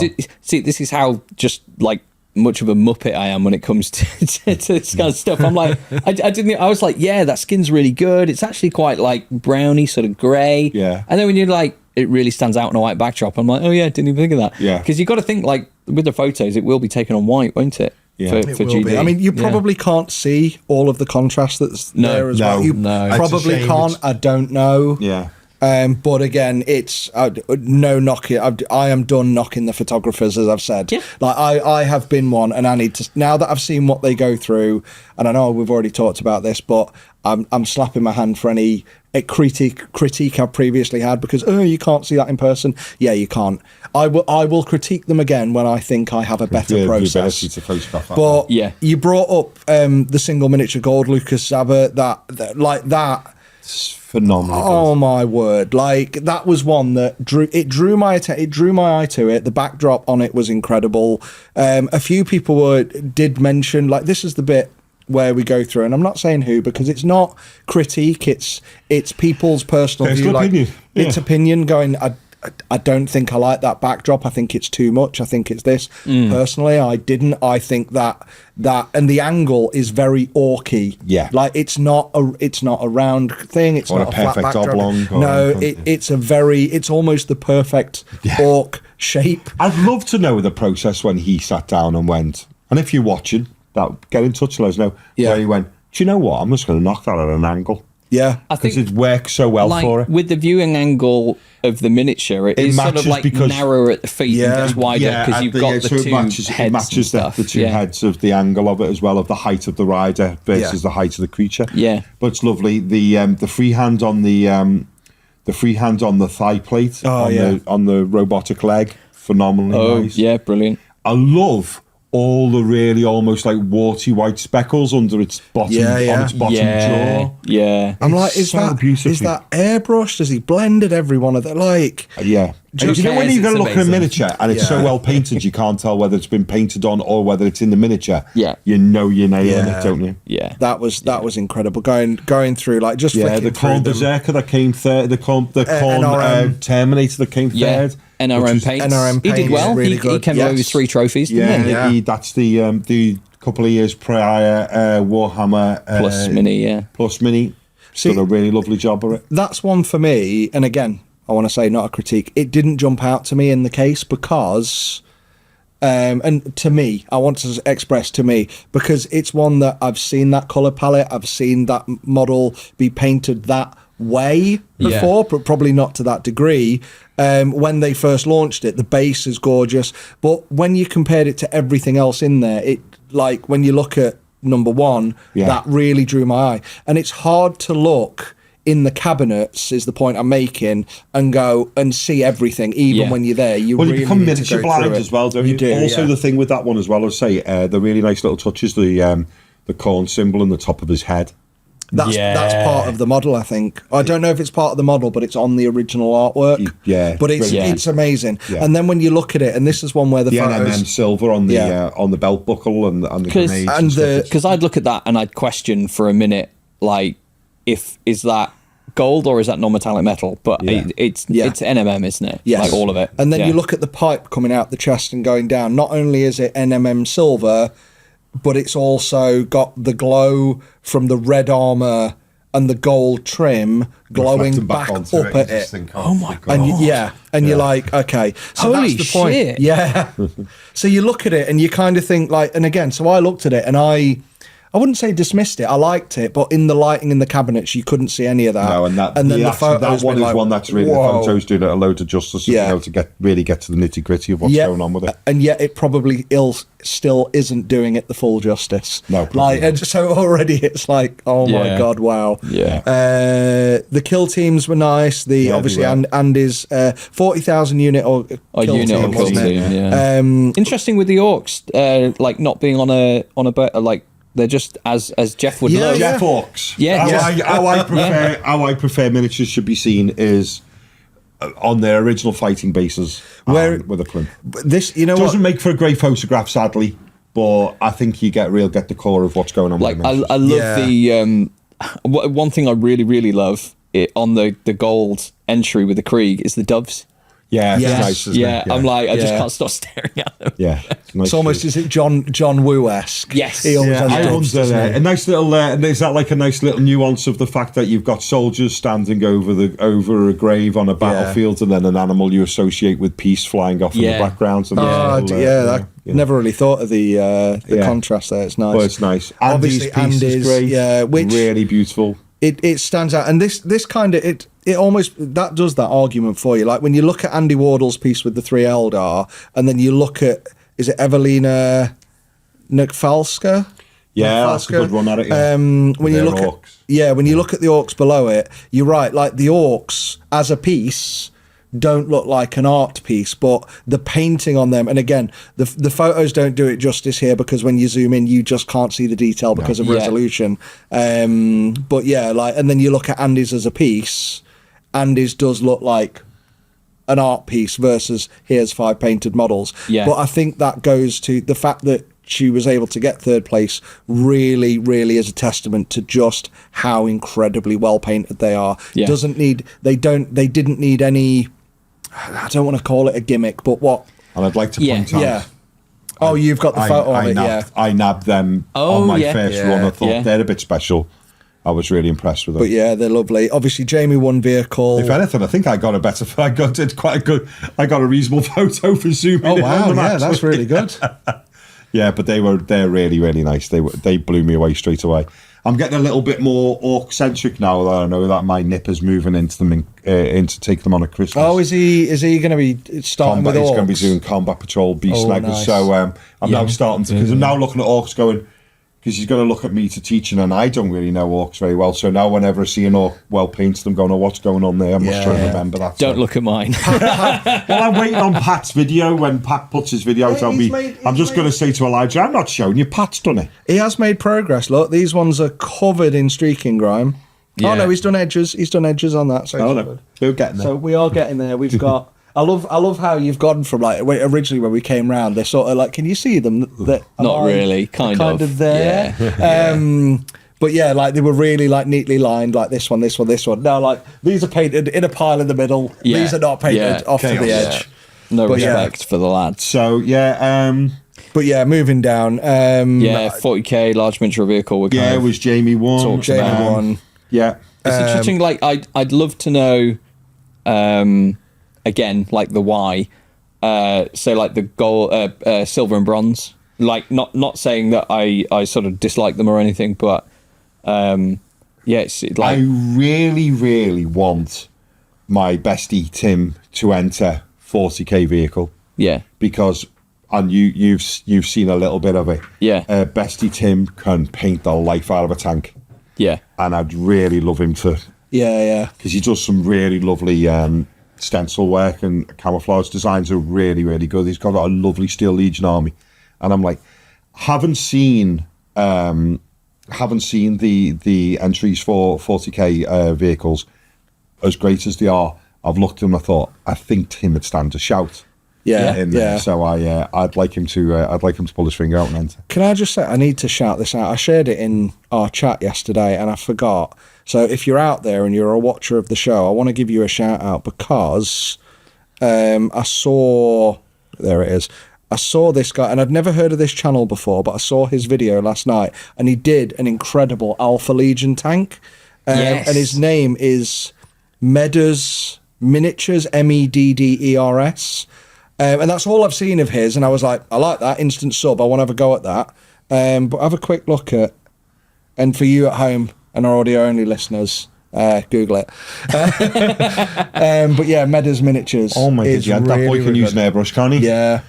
That's lovely. That's really, really nice. And to get that real lovely metallic sheen. Yeah, that you yeah, and he associate took with it. that He colour. did it. He took it. So he did it like silver first, then added, I think, a magenta, if I remember right, a magenta. Then for the shadows, I think it was magenta. I don't fully remember. I was watching it last night. I was tired, but yeah, that's incredible. Well, I'm going to work. give a shout out because he hung around on our stand on and off for pretty much the whole weekend. Was a lovely chap from Scotland called Alex. Alex paints tiny Oh, things. he was fantastic. He was a really Such lovely a nice chap, guy. and he put 3 entries in. He didn't get on the podium, sadly. I really liked them. He put in a Sniper Squat for Necromunda, which I really liked. Yeah. He put in, I think, an Old World. He might have been an Old World. I struggle when it comes to fantasy. Dwarf, that was really nice. And then he put in Cities of Sigmar, Marshall with his the young boy carrying the head in a box alongside that. Yes, yeah. And they were, all of his work I thought was really nice. And funny thing was, he said, which was just such a lovely thing, he said, I have a channel and Alex Paints Tiny Things. And I said, I'll follow it. Tell me. So I opened it up, and when I opened it up, I'd been watching, his videos came up and they had the red bars in it. I'd been watching them. Yeah. It was like, and he was a really, really lovely chap and very humble with a really good level of painting, and he just, while we were in our quiet times, was genuinely really nice company as well. So a shout out to watch his channel. It's worth a look. He's got a really nice, he's in the Henry modes, very nice, laid back, very chilled sort of style about him. So Alex Paints Tiny Things. And it's really good. I love the stippling he did on because he did like a base where, this is a boring show because I'm just describing what miniature paints look like, but please check him out because he did like a really orange bright base for the squad.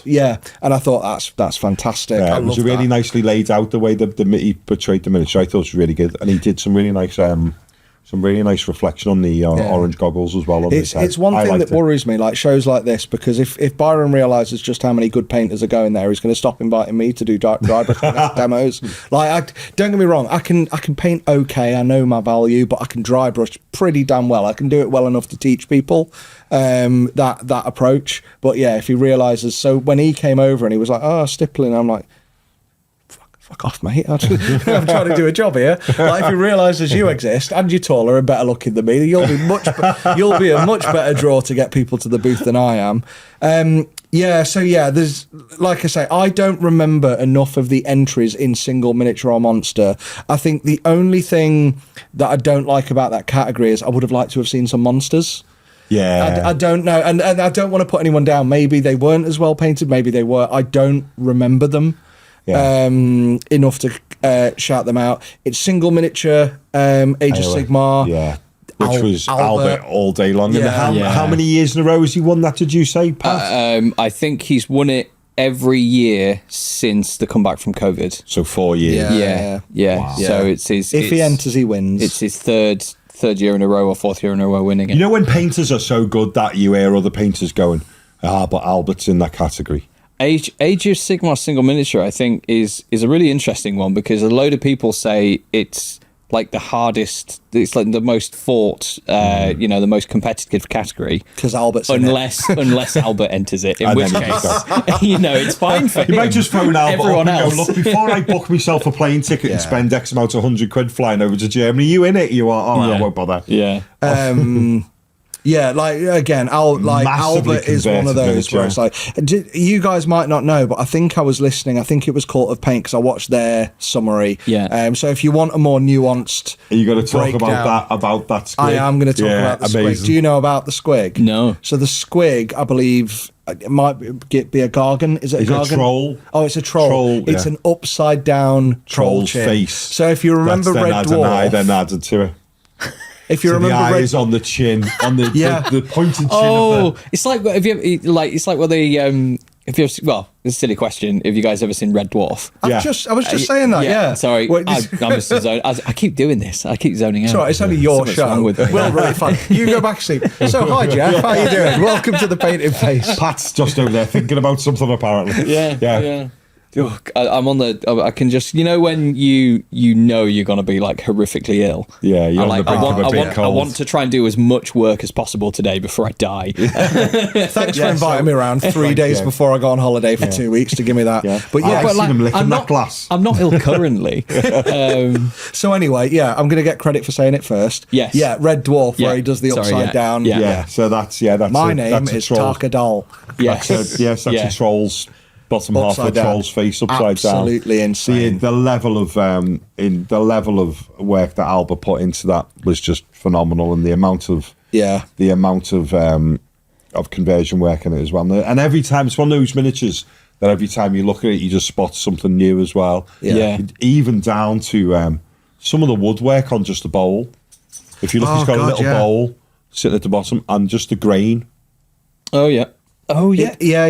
Yeah, you've really got to zoom in to see it. Because I was like, the bowl, like the cauldron. No, the tiny wooden bowl. Tiny next wooden to bowl the- next to the bottom. Yeah. And I think so far he is the only person I've ever really seen, to make like painted artwork that you would normally see on canvas. Yeah. On a miniature. Yeah. Do you know what I mean? Yeah. Like, I have that with Richard Gray did a Plague Marine many moons ago. That whenever I look at it, it's not until you see the plastic base that you think, oh, that isn't an illustration. Yeah, if you put a black background behind this model, I don't think you would know if it was a miniature. Yeah, if it was a miniature or an artwork. And yeah, like you say, Richard Gray's like that. Andy Wardle's very like that. The guy who I've not seen, and I hope we see him again, if Golden Demon's not going to be in the UK, but possibly my favourite painter of all time and just a lovely man, is David Soper,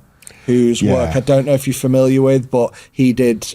He entered like a really basic Plague Marine one year. He's done. I know it. He did one Gut Rot Spume, but it was stood on a boat, and then he put like loads of little tiny beads in, and it's got like all the tentacles, but the tentacles look the perfect amount of wet for like being. It's just, if you look at his work last year, his first ever, I think it was a Slayer Sword win, was a Nurgle tank, which he converted to have the Like Great Unclean one coming out of it.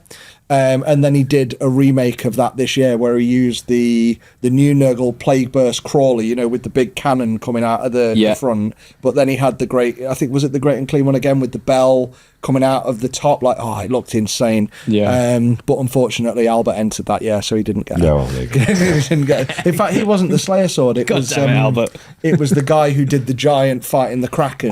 Chris.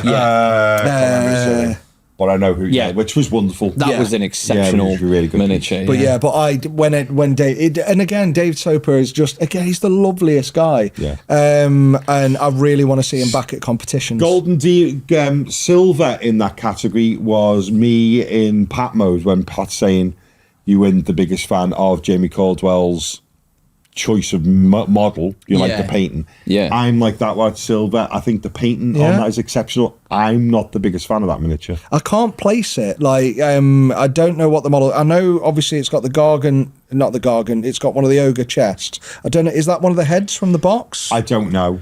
But And sometimes you get. I don't think that's unfair. Sometimes you get that, and you just go, I don't like that. But the skin tone on it is phenomenal. I like all the paintings. heads. The heads, the bear head, and the reptile head that he looks like he's using as a quiver for the bow, all exceptional. It's brilliantly painted, and the base is nice as well. I love the mix of things on the base. Like, there's so much. I think a lot of people have fallen in love with, and I saw this a lot, the little moss tufts. Yeah. So you get the grass tufts, moss tufts, and the new grass tufts. There's 3 colours of that, different sizes, and it's everywhere.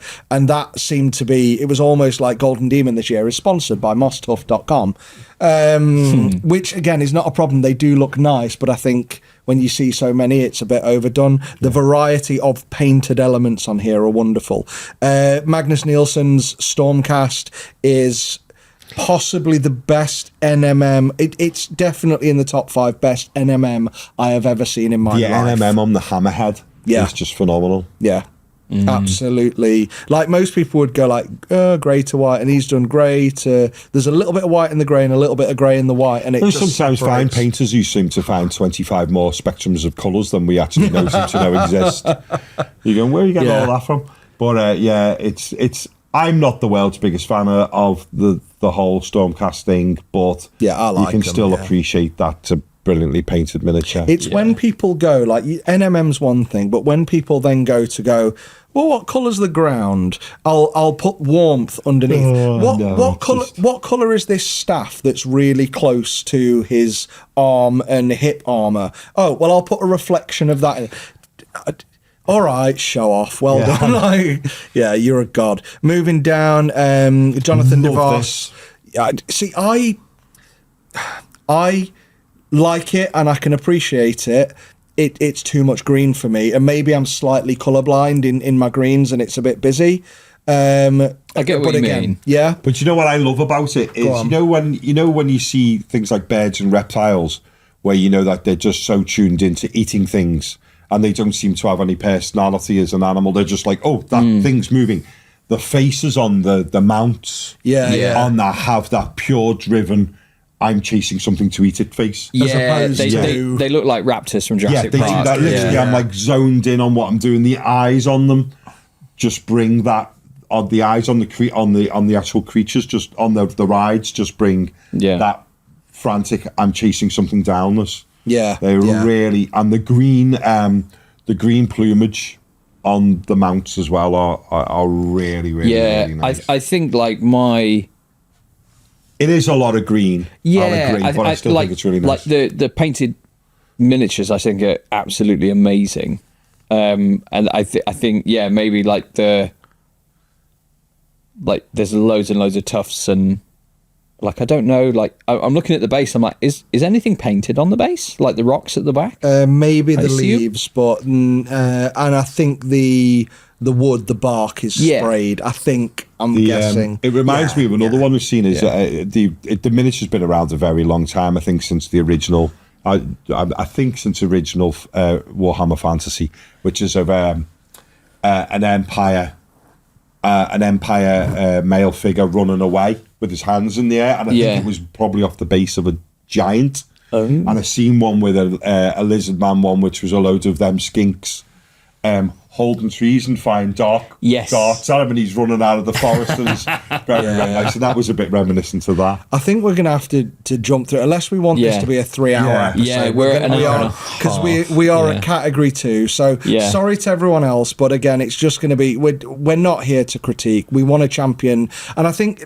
They said this really well on Cult of Paint, and I want to say well done for saying that, because people are like, oh, what about this, and what about that, and what about the judges? One of the things that I thought was really good that was shouted at is they had a guest judge, so somebody who is and I forget his name, and I should know his name. Me too. You meet that many people at these things, and my memory's like a sieve anyway, but he's a well-renowned Golden Demon winning painter who's been around for years, and he's amazing, and people are going to be screaming it at me in the comments. But he was there as a guest judge, which is brilliant because it kind of gives you that non-GW balance into the thing, and it just gives you a bit more credence. Also somebody who knows what it is like to have to try and put them pieces together. There you go. And I think that's really good. So I hope there's more of that. But the other thing they said is like, it's good that Games Workshop are doing Golden Demon, and they're not there, and we're not here to slag off or bring up controversy about any of this,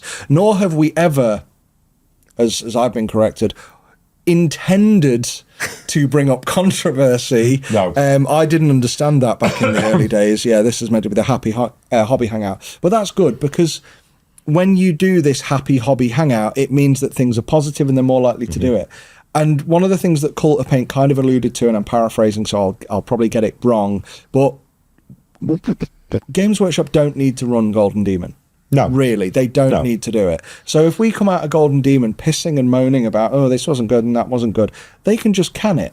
Like we came out of Warhammer Fest pissing and moaning about blah blah. And where are we now? It's not happening. Is that directly connected? Don't know, but I don't know that it isn't. But why would a company that's trying to promote their things want to run something that's going to be negative? Seen as really negative. Exactly. And bring up negative controversy in the thing.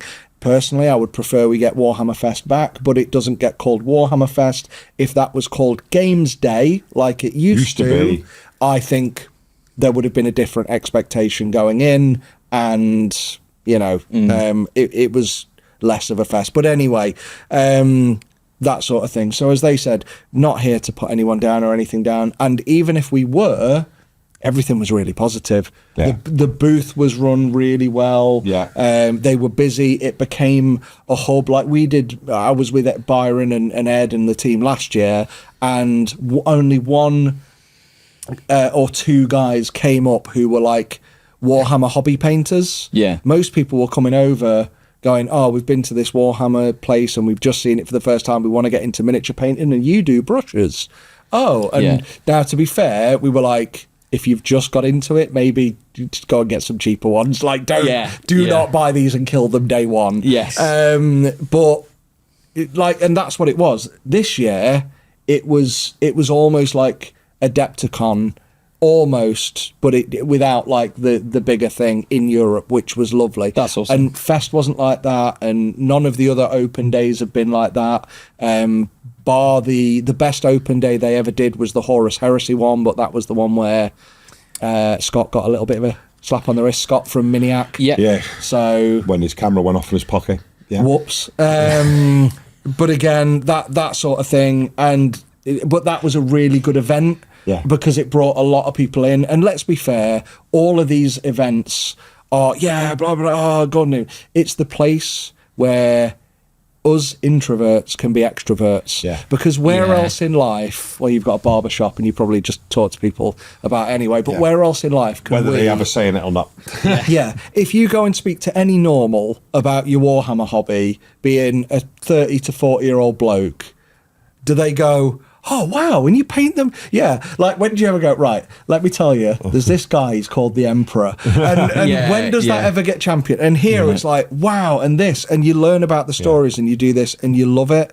And that's what this was. Yeah. And I like to see more of this. This is why I'm hyped on Warhammer again. Yeah. Because you come out of a positive thing. It's very inspiring, I think. Yeah. I'm certainly more, from looking at the images and seeing posts online and that kind of thing, I'm certainly a bit more motivated, which is really cool. It was interesting because I posted the results on the Discord, and some people, equally as is their right to be, were just like, yeah, like they all look great, fine, like I'm never, well, not with this attitude, but I'm not going to get to this sort of standard. Like, I'd love to enter a Golden Demon. I'll just hit back a load of times. Wonderful.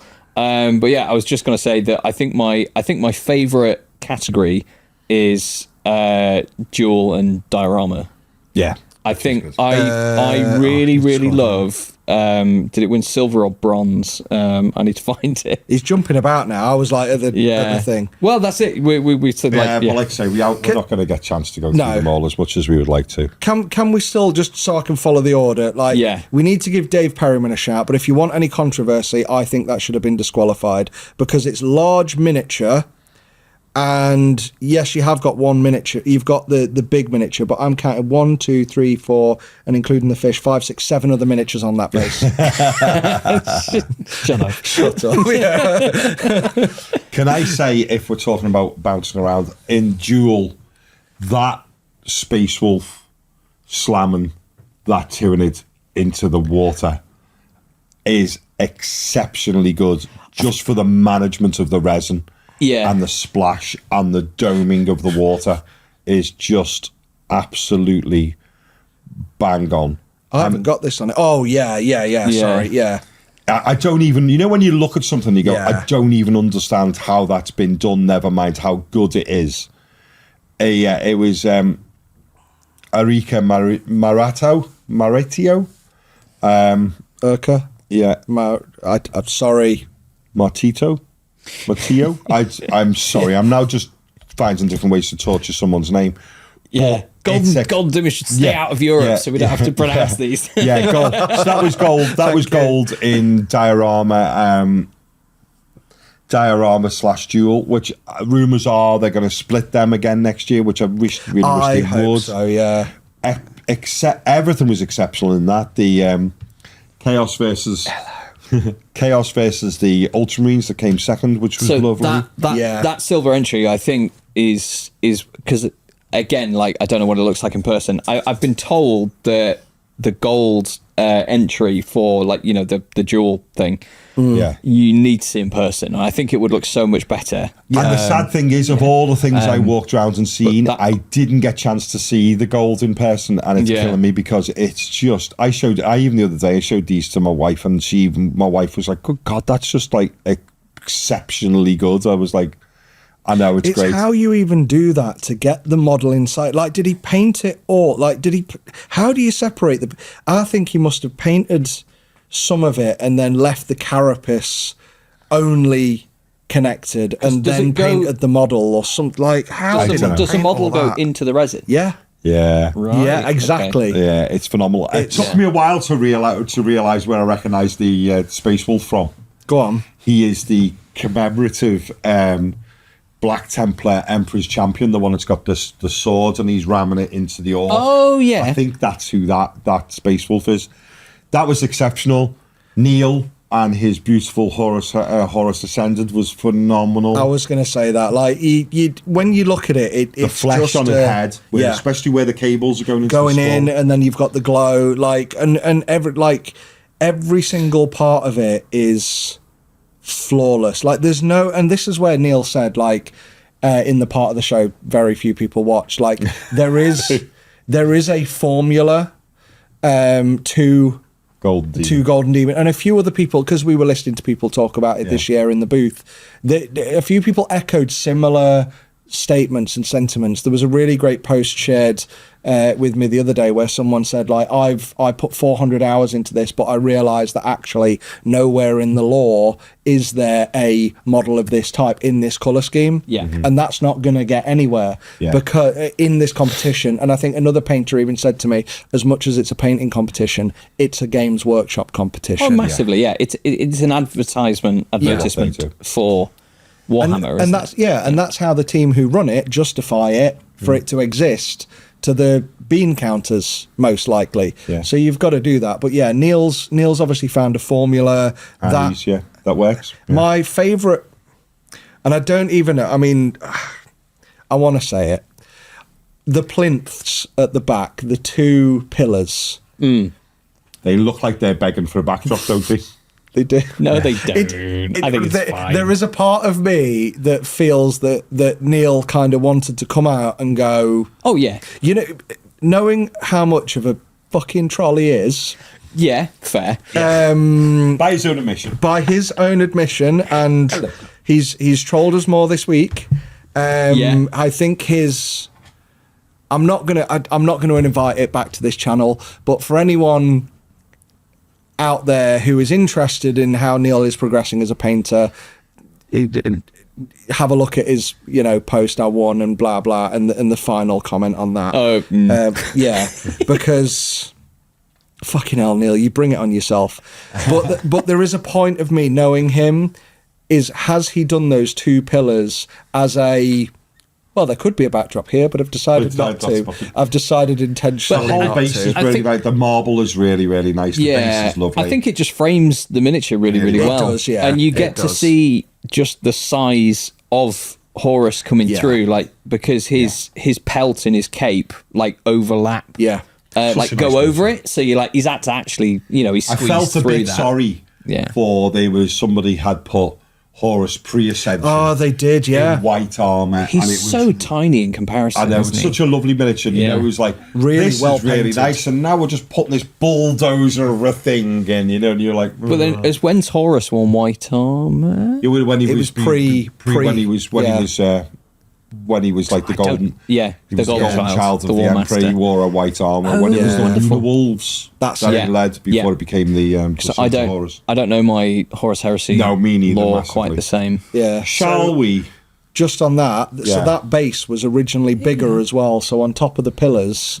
did I hear he was going to have like the Eye of Horus? Yeah, he showed me the pictures of it. So there was a big, like, semi-circular piece with an Eye of Horus in the middle, and he looked at it, and he said he looked at it, and he went, just takes away too much away from the model. So in Neil's defence, after the Lazarus thing, he knows that whether he can just go a bit too far as well. And that's it. And he's clearly made the right call and got the result he wanted. And then the only other one, I want to shout I really liked the golden Necromunda of the woman with the cat. John Garrison. See, that was one where a lot of people have called that out, and that one, I'm just not a fan of Necromunda, and I'm not a fan of leopard print.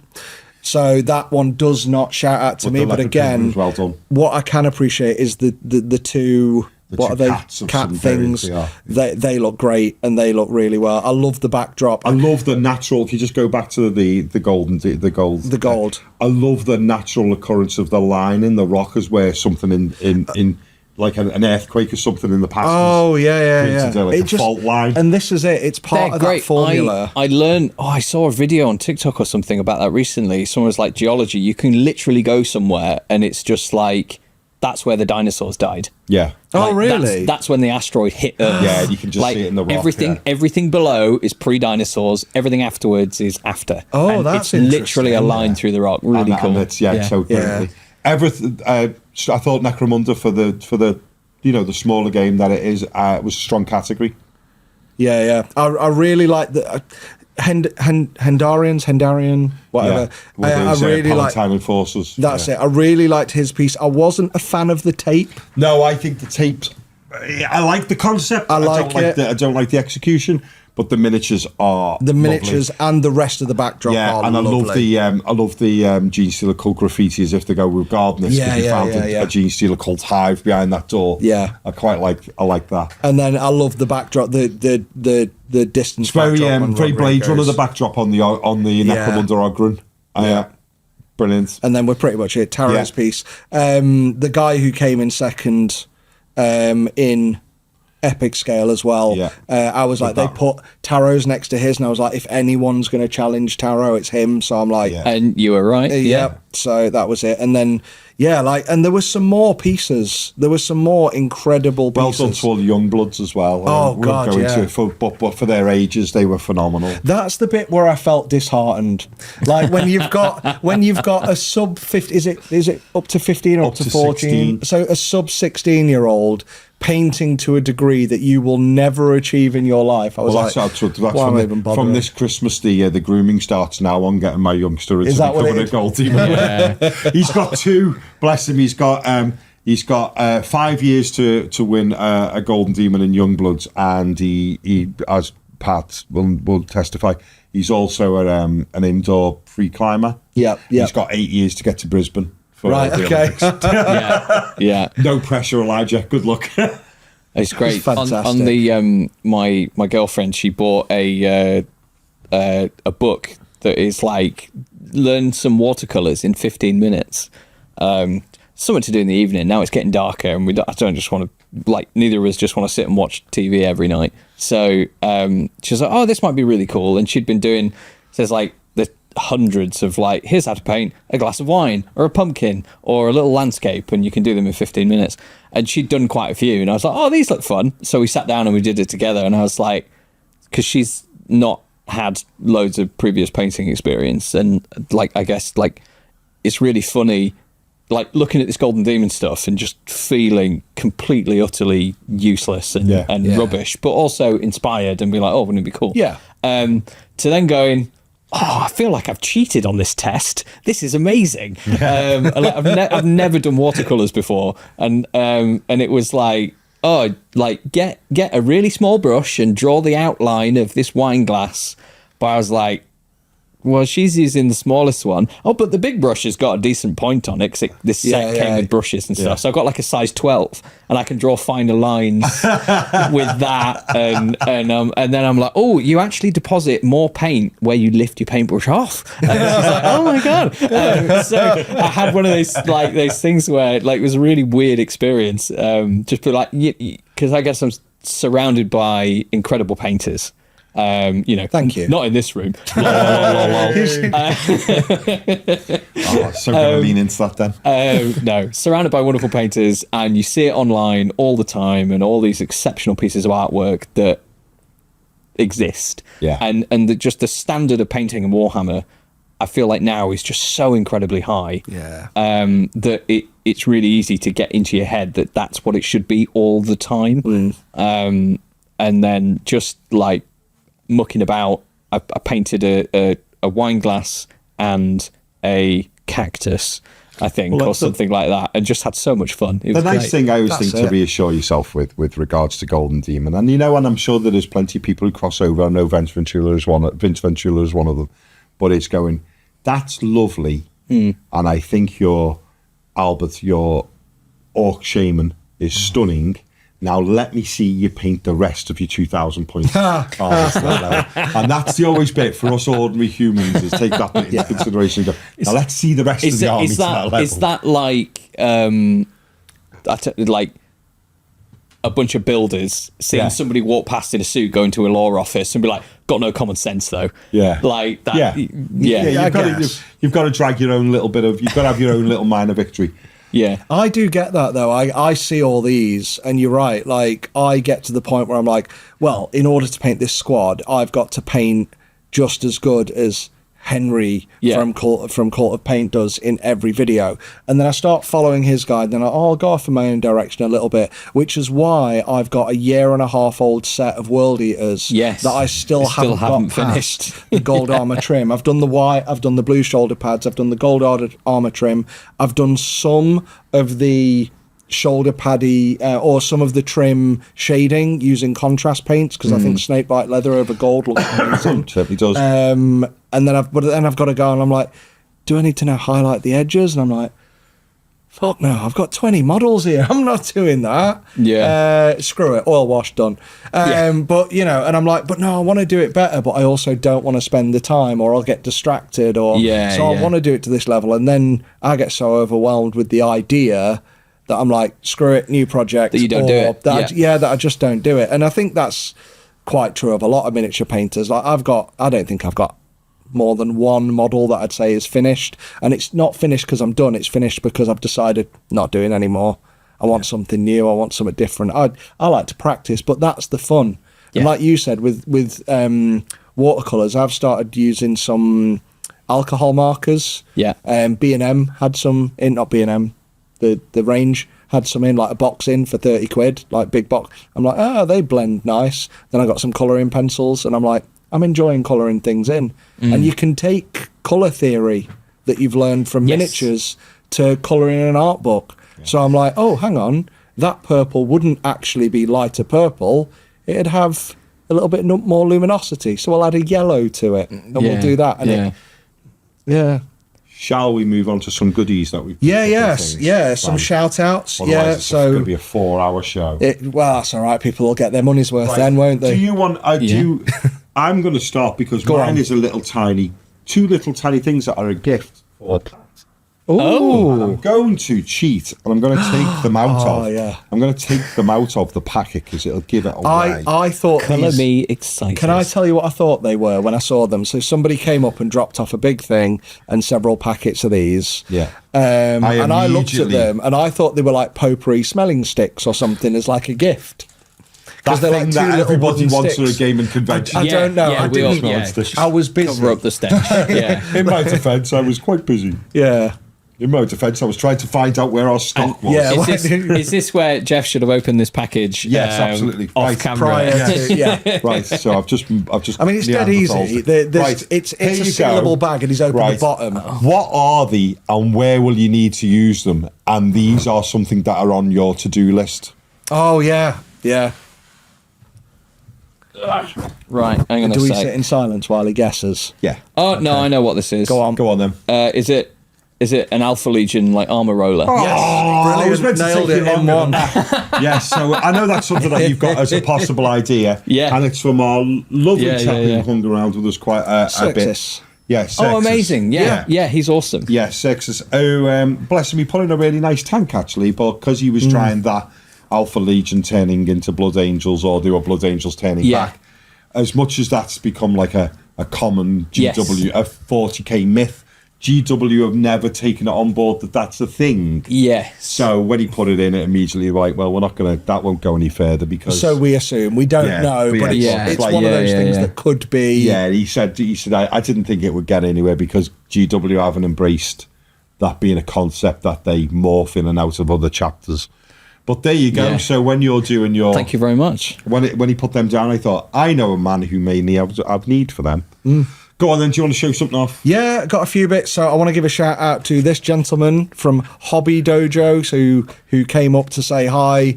Really like the channel. I do a lot of 3D printing and I love how it's taken off because now he's opened his own 3D printing studio. So if you are watching in Deutschland, please check out hobbydojo.de. And this is a little sample pack. I'm going to open it here. I'd already opened this while I was there. But it was fantastic. It was just a bit thing he was handing out, and he gave me a few, which I handed out to other fellow creators to have a go. But it's a little sprue. Have a look at that, Pat. Marcus, no. That's all right. Little sprue of tiny... He's not dead. He's just got into cover. Like tiny things like... here is a tiny little baby, not Groot, baby Yoda. Got like lots Grogu. of cats. Yeah. Loads of tiny little cats and squirrels. Oh, squirrels. And then a little bust of the Joker. Fun. Which is very nice. Which was really cool. Yeah, squirrels, fire hydrants, assorted animals. There was some wonderful bits and bobs in there. There were, and yeah, so he just wanted to say, hey, thank you, and that was a gift for me. That was lovely.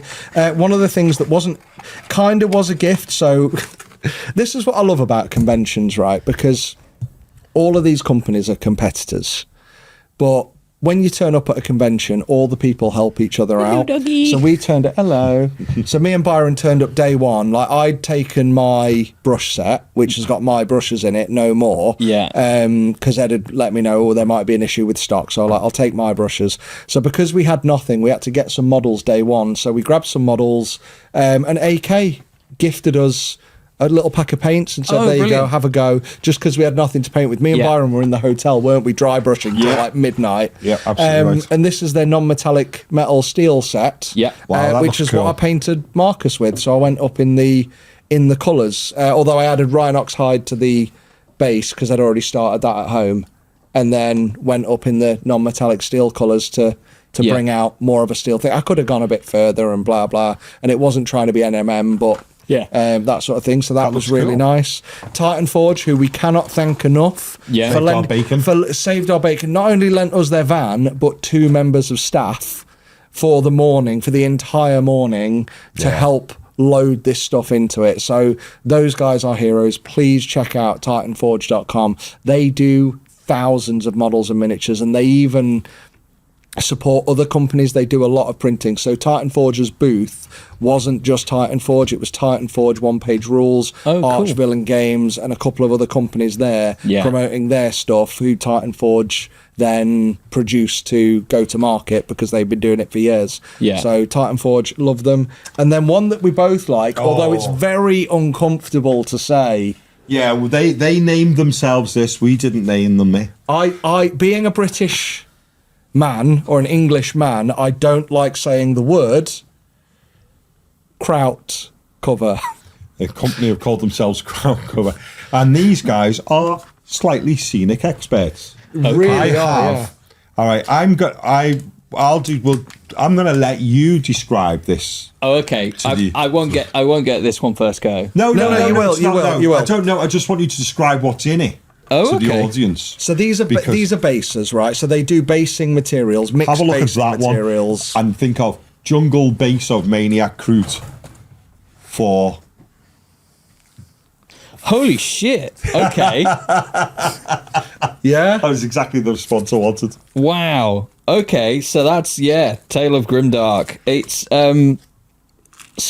like debris, soil, mud, bits and grit, but there's skulls, a load of skulls and bones in there. painted, coloured. Yeah. Yeah. So you could just stick that on a base. You wouldn't have to paint it. How cool's that? That's awesome. And it even comes And they're in very a pot. kind, and lovely Felix from PK Pro who distribute crowd cover stuff at the moment.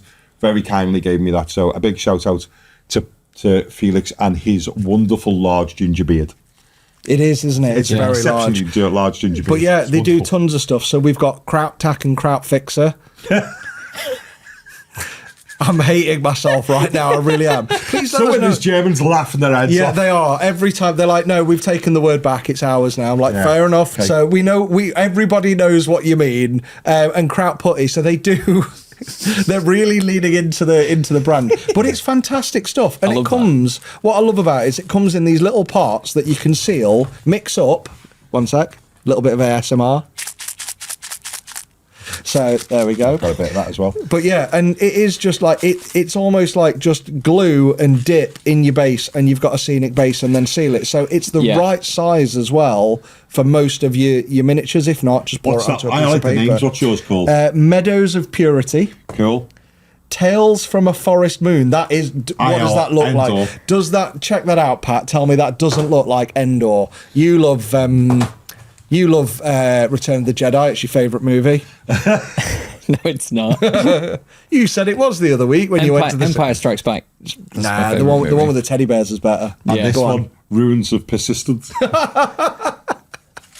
I love Which it. literally does look like the tail end of a building site, doesn't it? It does, yeah. That looks like a tank that's just rolled through somebody's building. And again, it's really great. It's really great to get support from guys like this. Oh, that's cool. The one that I forgot, because I literally grabbed my bag as I ran out this morning. That's really Please tell me if you can remember the name, Geoff. Now, I know AK do this. Yeah. The guys with the pens. Funnily enough, you mean Oh, thank God. I thought I'd left them. First of all, because again, very kind, we were stood for days staring at the lovely banner of Game of Grass because it was right in our eye line. Yeah. And they had Game of Grass I've already taken to for my crude stuff for the jungle work. And they had a lovely, on the photograph, they had a plant with leaves and then leaves and leaves. And I went, how have you done that one? And the guy very kindly, and his name, sadly, I do not know, went, oh, come with me. He walked me over to Game of Grass. He pulled this one off, took a photograph of it. Yeah. He says, now that I've took a photo to remind myself, there you go, you can have that. And it's really cool. It's called dumb cane, is the type of plant work. And you pick your larger size, then you glue the medium size inside it, and then the smaller size inside it, and it creates a real 3D Oh, sitting wonderful. plant. So thank you very much, Game of Grass, because I'm always looking for new stuff to go on the base of the Crute. So it's very kind. Can't wait to have a go at that. But this is what... I love this. This was what was brought to us from Deep Cut Studios. It doesn't go live till November, so... Oh, we're Head to the getting curve. some Yeah. pre-release. So what I'm going to do People is... are going to give shit about this because But we were given it. We didn't ask for it, and it was very kind of them to give it to us. So the plan will be is what I'll do is they're going to go live with this in November. So I will plan to try and practice with it. I've got a Chaos tank. I'm quite interested in trying it out on and seeing how it works. And what we've got, So what is it? these pens are full of Army Painter speed paint. yeah. And what you do is you take your pen, you rattle it, you push it into the nib, which you've now turned the other way around, which becomes then like a reservoir for the paint. And it allows you to use in a pen-like motion, put Army Painter speed paint over a miniature. So you But could... with the control of a pen. But with the control of a pen. Okay. It's got a little bit of flex in the nib, but less than a brush. And it also, as well, nicely comes with spare nibs as well. Yeah. With media. Oh, right. Now, okay. people are going to kick off about because it's like it's not painting, it's blah blah. But if this is a way, like imagine giving your kids a white model and that. Yeah. Yeah. Yeah. So you would give this a rattle. I'm not going to do it because I've then got to try and put it back over again. Oh, and you've put got it in to there. rinse it as Yeah, well. and then you push that into there. Yeah. That will then fill up. That becomes your well, and then you can put your pen in there and then paint. Oh no, it should run once you've done it as once well, you run. Yeah, sorry, you're right. It will run from this once it gets going. But we had a quick go, or at least I had a quick. I don't know if you got a go. I but didn't I had get a a go go. at the booth, and they had a white model, and it was just like, right, well, I can colour the majority of this in. And for people, one thing we learned at Essen as well is like, we've talked about your elite tier painters, but there are a lot of people out there who are from the good enough to don't care kind of thing. And if products like this make painting more accessible, I am all for it, because it means, like, again, being in 3D printing, what I've seen a lot is like people have really jumped on.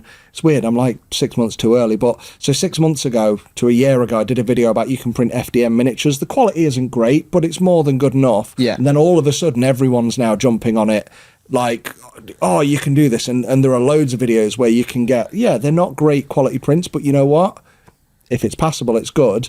Same with this sort of thing. There are people out there for it. We don't need to go around. Nobody out there, please. And I'm just begging people, if you've seen this and you don't like it and people use it and please don't go shitting off people for choosing a different approach. Like, I think I've said it before in some, like, a painting video that I did. The Villainy Inks. I was like, if I don't really like something, I try and subscribe to the school of, if I don't like it, it's not for me. Like, it's not designed for me. Like, there doesn't will be. Mean it shouldn't exist. It doesn't mean it shouldn't exist. It just isn't going to be in my arsenal of kit. Doesn't mean it's a shit product. Like, I had some struggles. I will continue using something else. Like, would I buy those? I don't know. Probably not.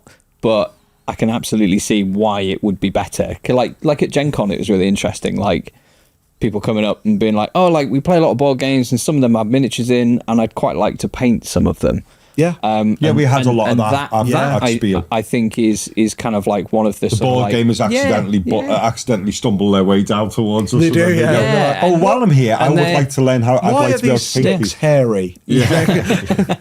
And that, like, you know, I think a few podcasts ago we were sort of saying, like, what's the gateway drug for 40k? Yeah. Like, how are you supposed to get into it and all that kind of thing? Like with painting, obviously brushes have been around for ages. But if someone like a guy goes, oh, right, well, you spray it white and you just colour in the bits that you want a certain colour, like, that's more accessible, isn't it? It is, yeah. And like, I wouldn't give for a certain type of person. Yeah, I wouldn't give my 9-year-old daughter a bottle of speed paint and a paintbrush, because I know that I'm going to be cleaning that up and my wife's going to go mental, because that stuff, it stains, it goes everywhere.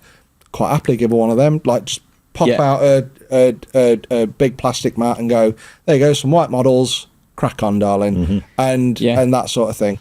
And you know, and that's why I thought, and it's army painter. We know what would be good for. That's why I said, I thought, you know what, just getting it, try and get on big flat surfaces like a tank, and getting it on and seeing what it works like and stuff. So I'm gonna, like I say, I'll have a bit of a run at it when I get some time, and then hopefully I'll get. We'll have a little bit of a chat about it come the time they release it, which I get the impression it's about the middle of November. Yeah. Is it going on Kickstarter or something? I honestly don't know. Yeah. I'll have a look into it and find out what it is to do with it. But the chap who brought it over, he was extremely kind to him to come over and suggest we have some and try it, which was good of him. It is. Do we need to see these big boxes down here? Why have you got your paints out? Your paintbrushes out? Because I want to be like, hey, Byron, thanks for inviting us. Well, they're nice. Yeah, they are nice wooden boxes. There's a really nice one like that as well with the painting phase on it. I know I talked someone out of it and told them to get one of these at one point. That's quite funny because that's quite funny because I've done the opposite many a time. Yeah, it's not fair. That's not a bad set, but there's this one by these guys called the Painting Phase. Now these guys really know what to put in a set.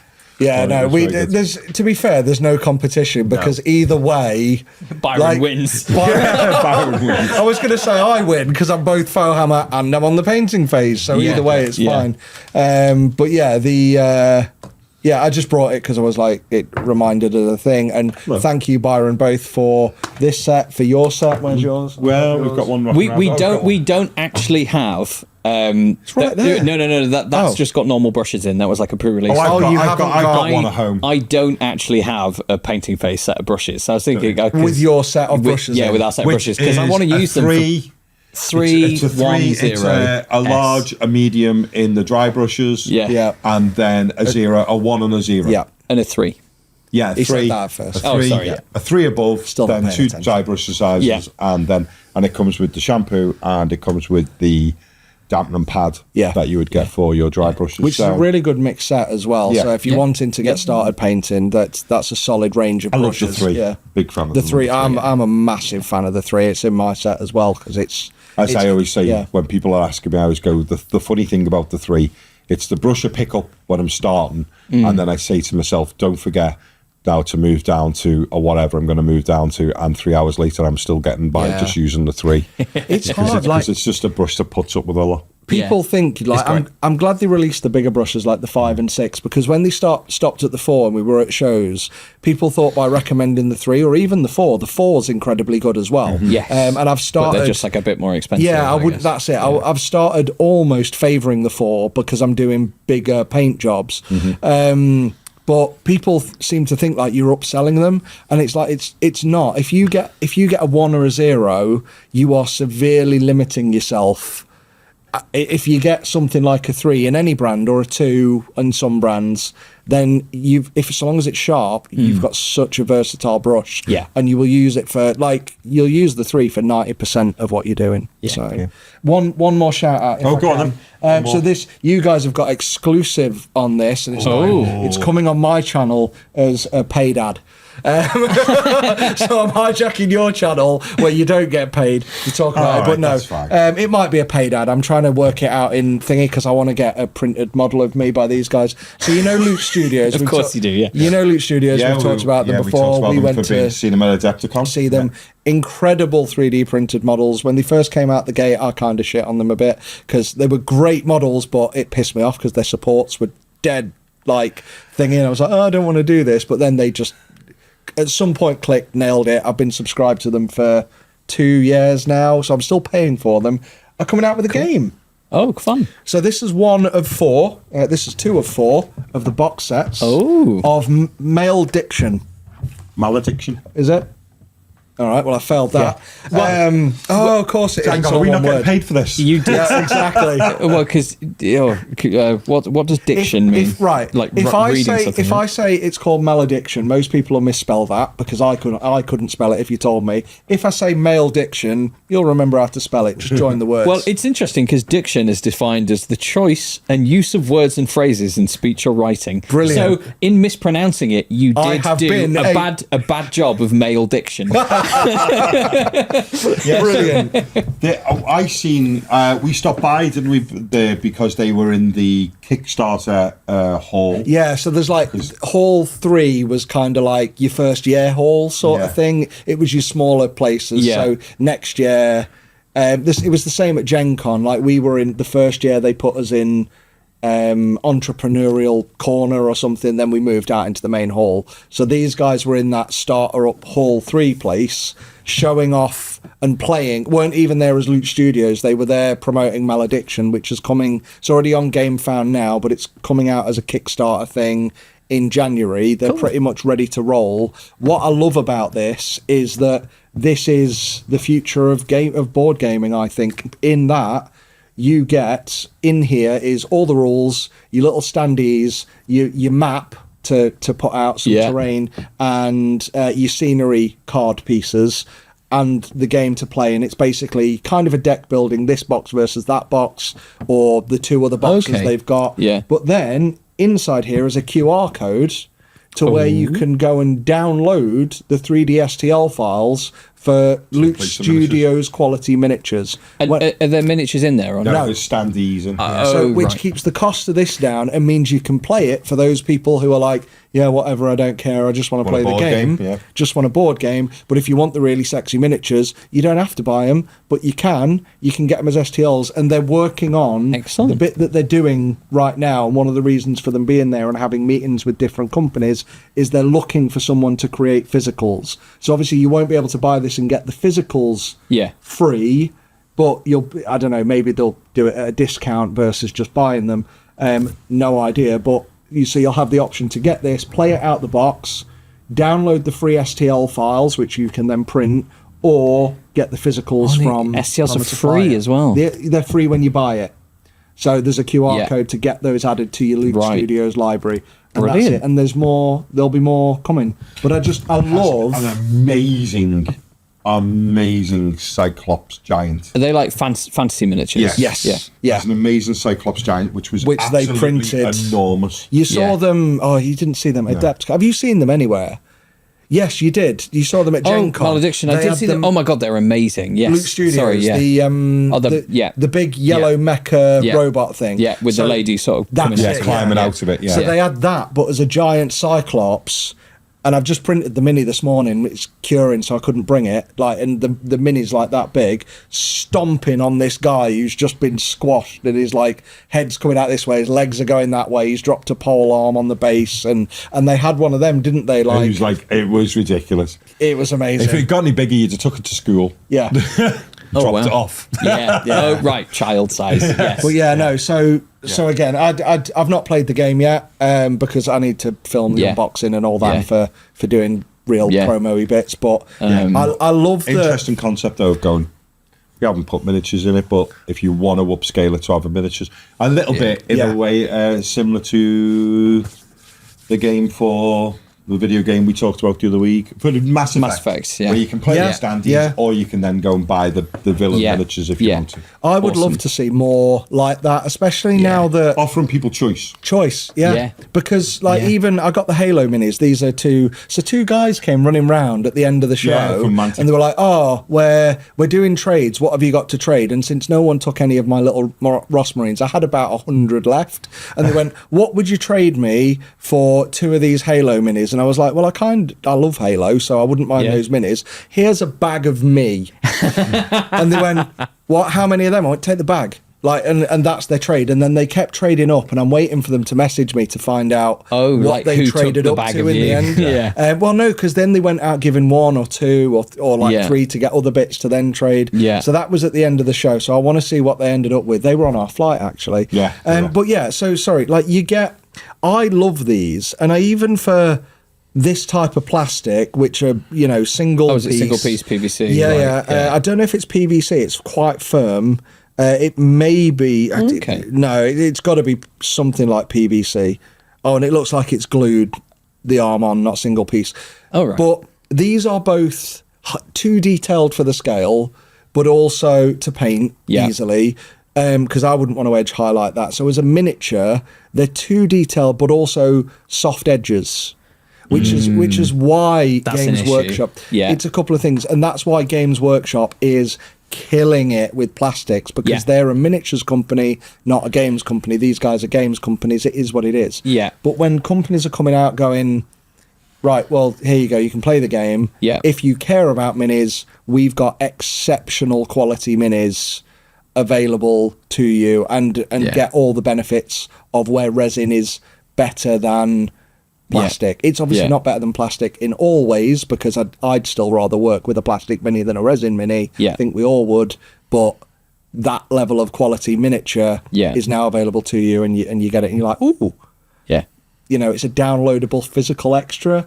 That's the future. Yeah. I It think is, that's isn't really it? cool. So yeah. So on the whole, Essen was good. Yeah. Amazing. Loved it. In So stressful. your time away, I finished listening to the Ravener series. Yeah. Oh, how was that?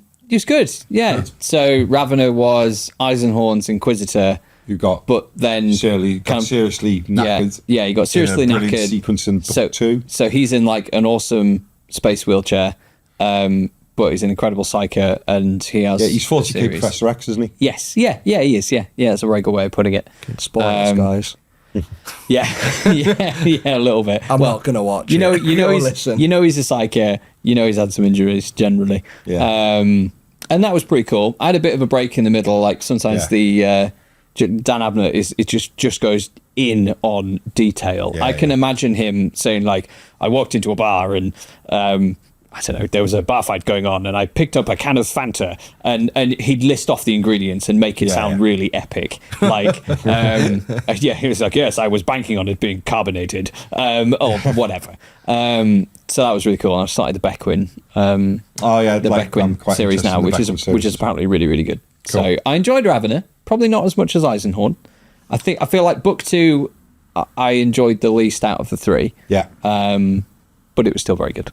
So. And haven't they got, isn't the Eisenhorn versus Ravener out there as well, isn't it? Because Ravener gets sent to chase him down. I think that's a thing. Is that part of the Beckwin? I think that's the first Beckwin novel. Oh, is it? Because it's called, Pariah, a Beckwin novel, Eisenhorn versus Ravener, or something like that. It's quite like Get all the titles in there, a long title. Why name me book once? Yeah.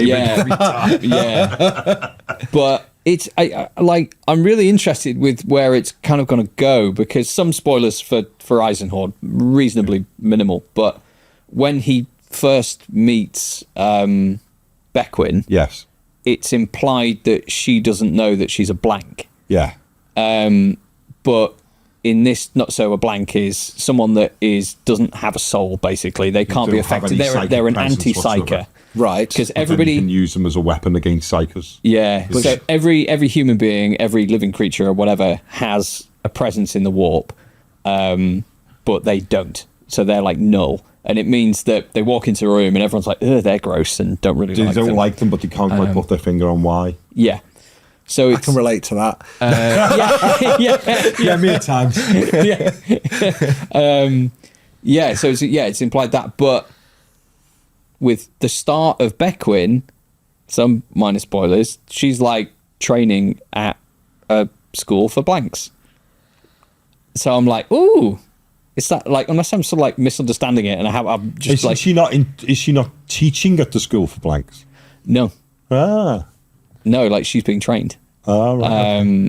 And stuff. So I'm sort of like, I feel like it will either be explained later on, or again, because it's an audiobook, and I think I mentioned before, like I'm like, right, what did that signpost say? Yeah. Oh shit, and I've like missed something, which is unless she gets sent there by Eisenhorn. Yeah, because I think like she's like in her early 20s, I think at the minute, and she's a bit older when she meets Eisenhorn. So I'm intrigued to see like where it all slots together. So like, is the retcon, or like at the time, like Eisenhorn's like, oh, like you're a blank, you're this, you're that, and she's like, oh, no way. Like Eisenhorn is like mansplaining, maybe she like just, being a blank, but she's actually like, oh no, I've been trained and I'm awesome. I'm just keeping the job shut. Yeah.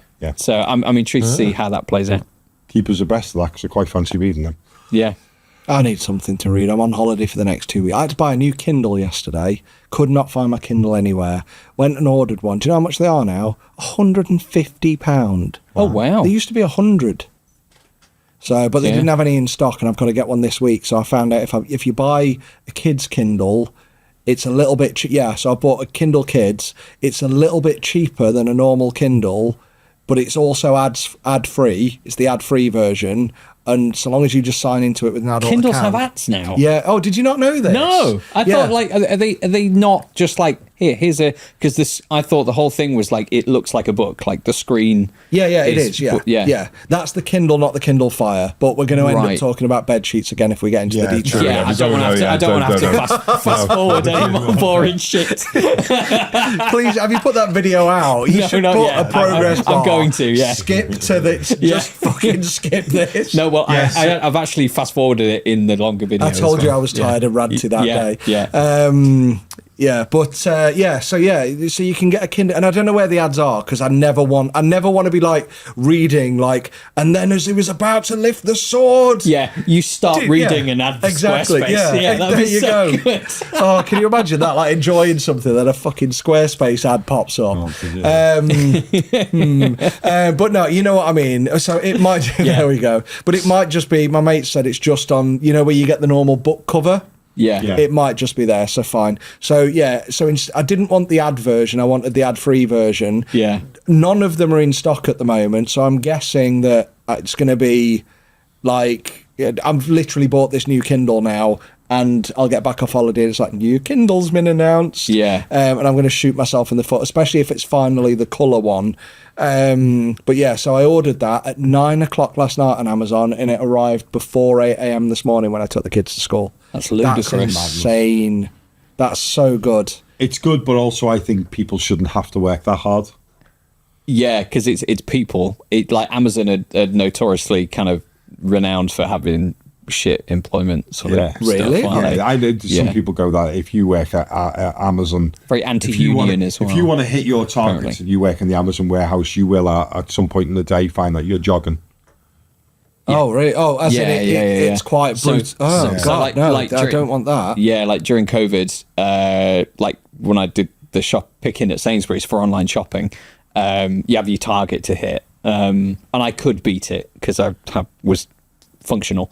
But there was like older ladies with, you know, dodgy hips and all that kind of thing, and it's like, how on earth are they supposed to do it?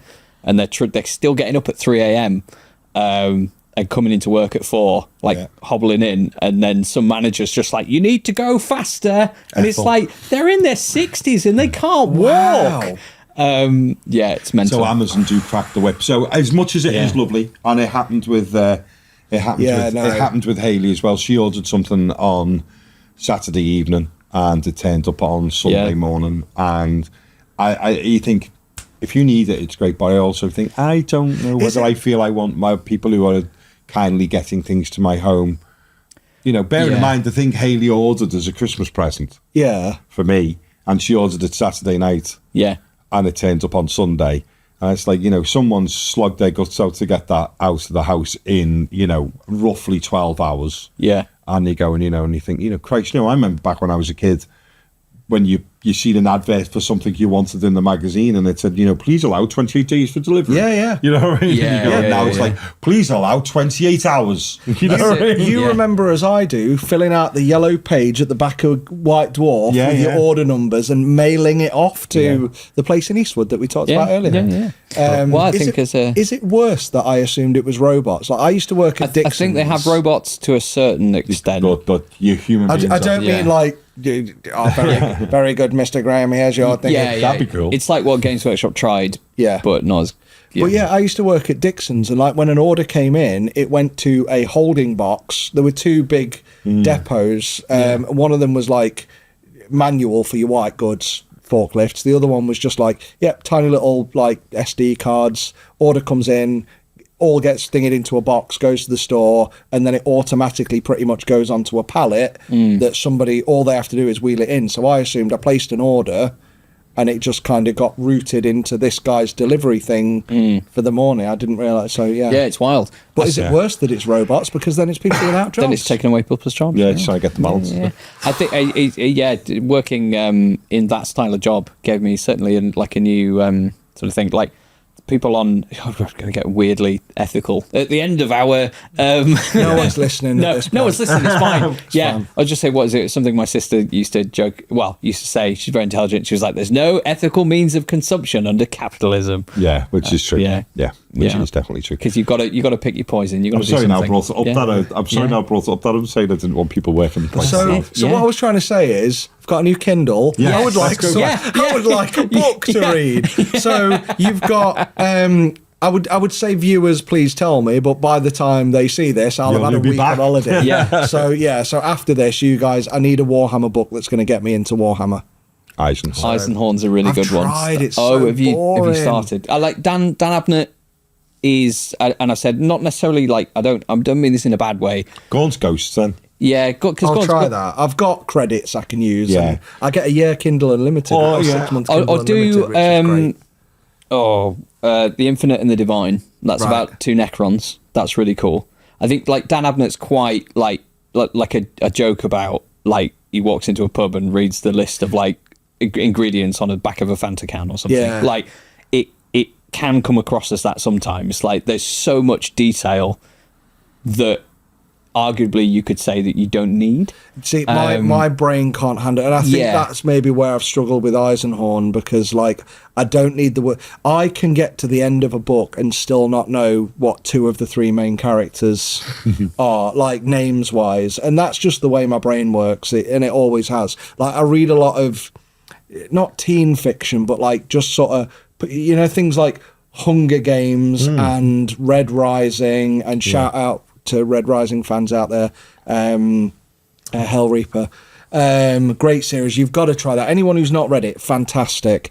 And then it sort of like goes off into more political the last few books, but you can follow it by then. That kind of book is what I can compute without falling asleep or getting bored, which is why I really enjoyed Space Wolf. I think it was here's a guy called Ragnar, starts in a village. I don't want to spoil it. Yeah, I'm not you. Well, if you like Space Wolf, no way. If you like Space Wolf, you might like Spears the Emperor. Yeah, I'll try that. Yeah, Spears the Emperor. It's good. Like I think anything Aaron Dembski-Bowden is great. Like Dan Abnett's good, but it might be something that you struggle with. Like Ravener, I wouldn't recommend, because that you need to really have read the perspective kind of goes all over the place, and also I think you really need to know Eisenhorn to know Ravener. I think to some degree, I think it really does help. Yeah. If you're going to go completely out of 40k, I've been watching the TV series, and I've just read a tie-in novel. Is Mick Herron, who writes the books that are the TV series Slow Horses. Oh, okay. Oh, yeah.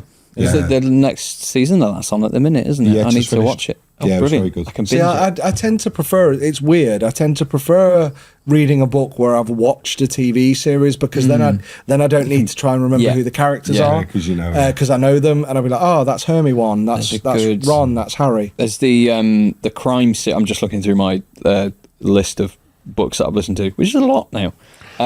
Flesh and Steel, which is from like the crime series of like they're all set in the 40k universe, Yeah, like, but on the they're same different. planet. Yeah. And there's one about like servitors going a bit crazy. So there's kind of like they team up and try to take down these rogue servitor people. And there's a scene. Well, no, I can't spoil it. You learn how servitors get made, and it's gross. Oh, It's really gross, but it's quite fun. all right. Apparently, about 18 months' time from now, they'll be at Amazon.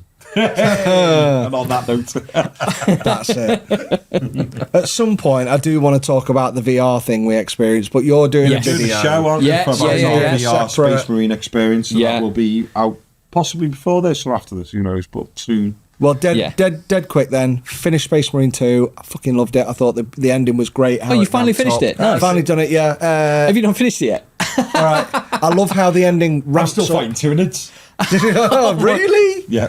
Oh my word. Okay, you've That's got a while to go. Well, enjoy. But I loved Space Marine VR. I want to go back. Yeah, I want to go back. Yeah, I want to Yeah. go back Yeah. as well. I- And we said we'd probably try and do that because Bestie Tim wants to go, and we said we'd try and sort it out to get Ed, Ed wants to area go. manager from Element Games. Lovely Ed. Yes, We yes. love Ed. Such a top guy. Should get a And we team. said we'd sort of we'd take Ed with us to run again as well. Yes. Yeah, Definitely. but yeah, like I'm unbelievably keen to to go now back that we know it, and I want to just- see how it's improved, and I want to I want to have a go on because I got one heavy weapon. Like I didn't You didn't realize get how you were loads, did getting you? them. Yeah. I didn't get much. I think I had a heavy bolter twice, I think.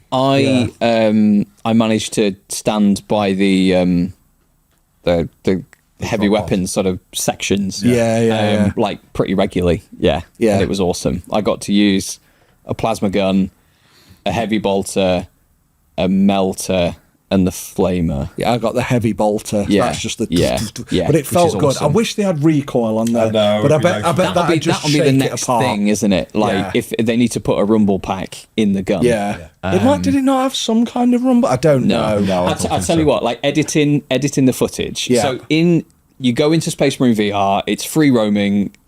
So you charge around a room, shooting Tyranids, Yeah. and yelling at each other. Brother. And it's one of the most fun experiences you can have if you're a Warhammer fan. Yeah. Right?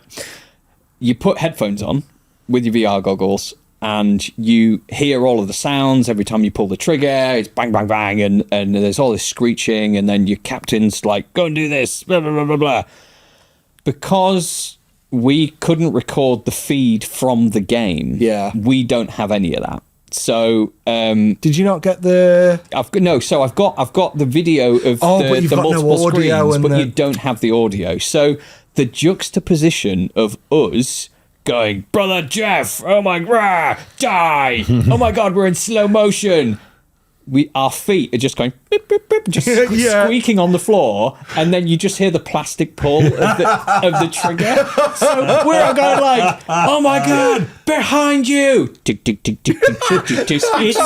It's- As you turn around. it's fucking hilarious. There's Oh, gotta how be- forward to this No, now. but it's like it's hilariously bad. Like, Right, okay. like that's the Oh, thing. God. Like the difference is just wild. Yeah, good- it's so funny. Good luck not doing a complete disservice to the guys who've invited us This to play is the it, game yeah. for free. And to be fair to them, they did say it's difficult to film and to get that across. So is it worth just an email to say we've got this, but it'd be good at least for the intro?